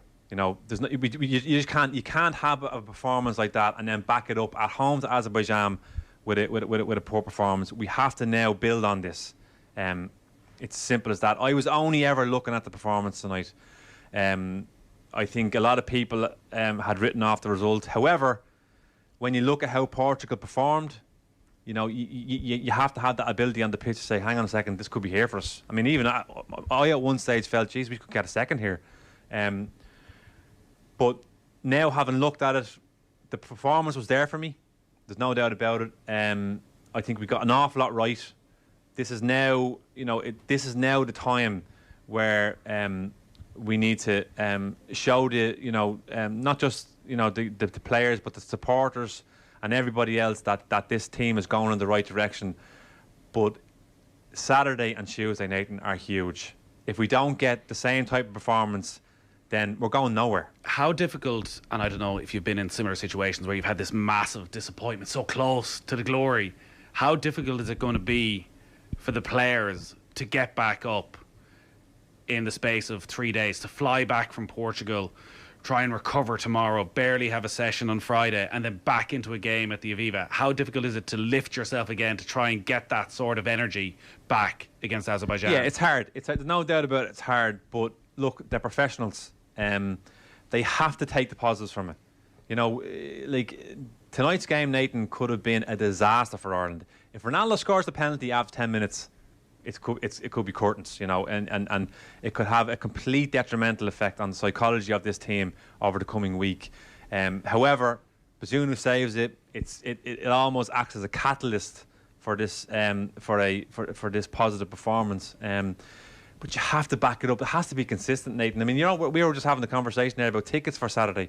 We're struggling to sell them. Like, there's a reason why. I know there's a fear factor maybe of going out into the crowd there, but at the moment, the Irish soccer team isn't a great attraction for people for the reasons that we've seen over the last year. Like, people aren't stupid. The game now, off the ball, all sorts of other platforms. There's so much information out there about soccer. I'm even sick of listening to myself, to be quite honest with you. There's so much, so people are well informed. They know what they're looking at. You can't pull the wool over their eyes. What they need to see is energy, passion, a bit of that. Why not a little bit of that? And just to see progress. Well, you're going to be there on Saturday night. bring your energy levels. Stephen Doyle is going to be alongside you. The Mayo curse that I bring to our commentaries in Ireland and never getting an actual victory may come to an end, hopefully, on Saturday night. But great stuff tonight, Stewie. Cheers, Nathan. Cristiano Ronaldo stands over this penalty kick. He shouldn't even be on the pitch, Cristiano Ronaldo. And now he has a chance to put Portugal in front for a penalty kick that shouldn't have stood. Gavin Bazunu, make yourself a hero, young man. Make yourself a hero. Cristiano Ronaldo for goal number 110. Ronaldo steps up. Oh! Redemption for the Republic of Ireland. Incredible. Justice for the Republic of Ireland. Cristiano Ronaldo's penalty kick is saved. Gavin Bazunu makes himself a hero in Farah. A stunning save, diving low down to his right-hand side, pushing it clear, and that is only right. Ireland has the goal! The Republic of Ireland have scored! John Egan with his first ever international goal. What a moment for Stephen Kenny. The corner kick from McGrath, the header from Egan, and the Republic of Ireland lead in Portugal in first half injury time. The biggest moment of Kenny's reign so far, and what a time for John Egan to break his international duck. Look what it means to the Cork man. Raises his eyes to heaven of great Irish sporting stock. He's created a great Irish sporting memory of his own. A leap, and a header, and a goal, and Ireland lead. But we are inside of an incredible victory. Inside, but not there yet. And these are going to be some of the longest 14 minutes of these players' lives. They're going to leave every ounce of it out there. They can't think about Azerbaijan on Saturday or Serbia on Tuesday. Right now, it's all about Portugal and a famous Irish victory. Guedes with a chance over on the right-hand side. McLean is over there as well. He gets away from McLean, digs the ball in. Ronaldo scores! Cristiano Ronaldo heads in 8 yards out, breaks Irish hearts, breaks the world record, and brings Portugal level in the last 90 seconds of the game. A heroic Irish performance. It's not enough for a victory though. Cristiano Ronaldo delivers once again for his country. The ball from the substitute Guedes got back McLean from the end line, floated it up, and for once Ronaldo gets there ahead of Shane Duffy for international goal number 110. Bernardo Silva rolls it to João Mario, right hand edge of the area, sends it across. Jeff Hendrick clears it, but only as far as João Mario will get. He'll get another chance. Sent it to Ronaldo! Kidding me. Cristiano Ronaldo in the 96th minute wins it for Portugal. You'd say you can't quite believe it, but with Cristiano Ronaldo, you can always believe it. One of the great Irish performances will end in defeat at the hands of one of the greatest. Cristiano Ronaldo, with surely the last touch of the game, heads past Gavin Bazunu, and Portugal have somehow snatched victory in Faro. Devastating, devastating for Stephen Kenny and his players. They deserve so much. They were so close to so much, but it's all been taken away and wiped out by Cristiano Ronaldo. Who else? Portugal 2, Republic of Ireland 1. OTB AM. With Gillette, put your best face forward.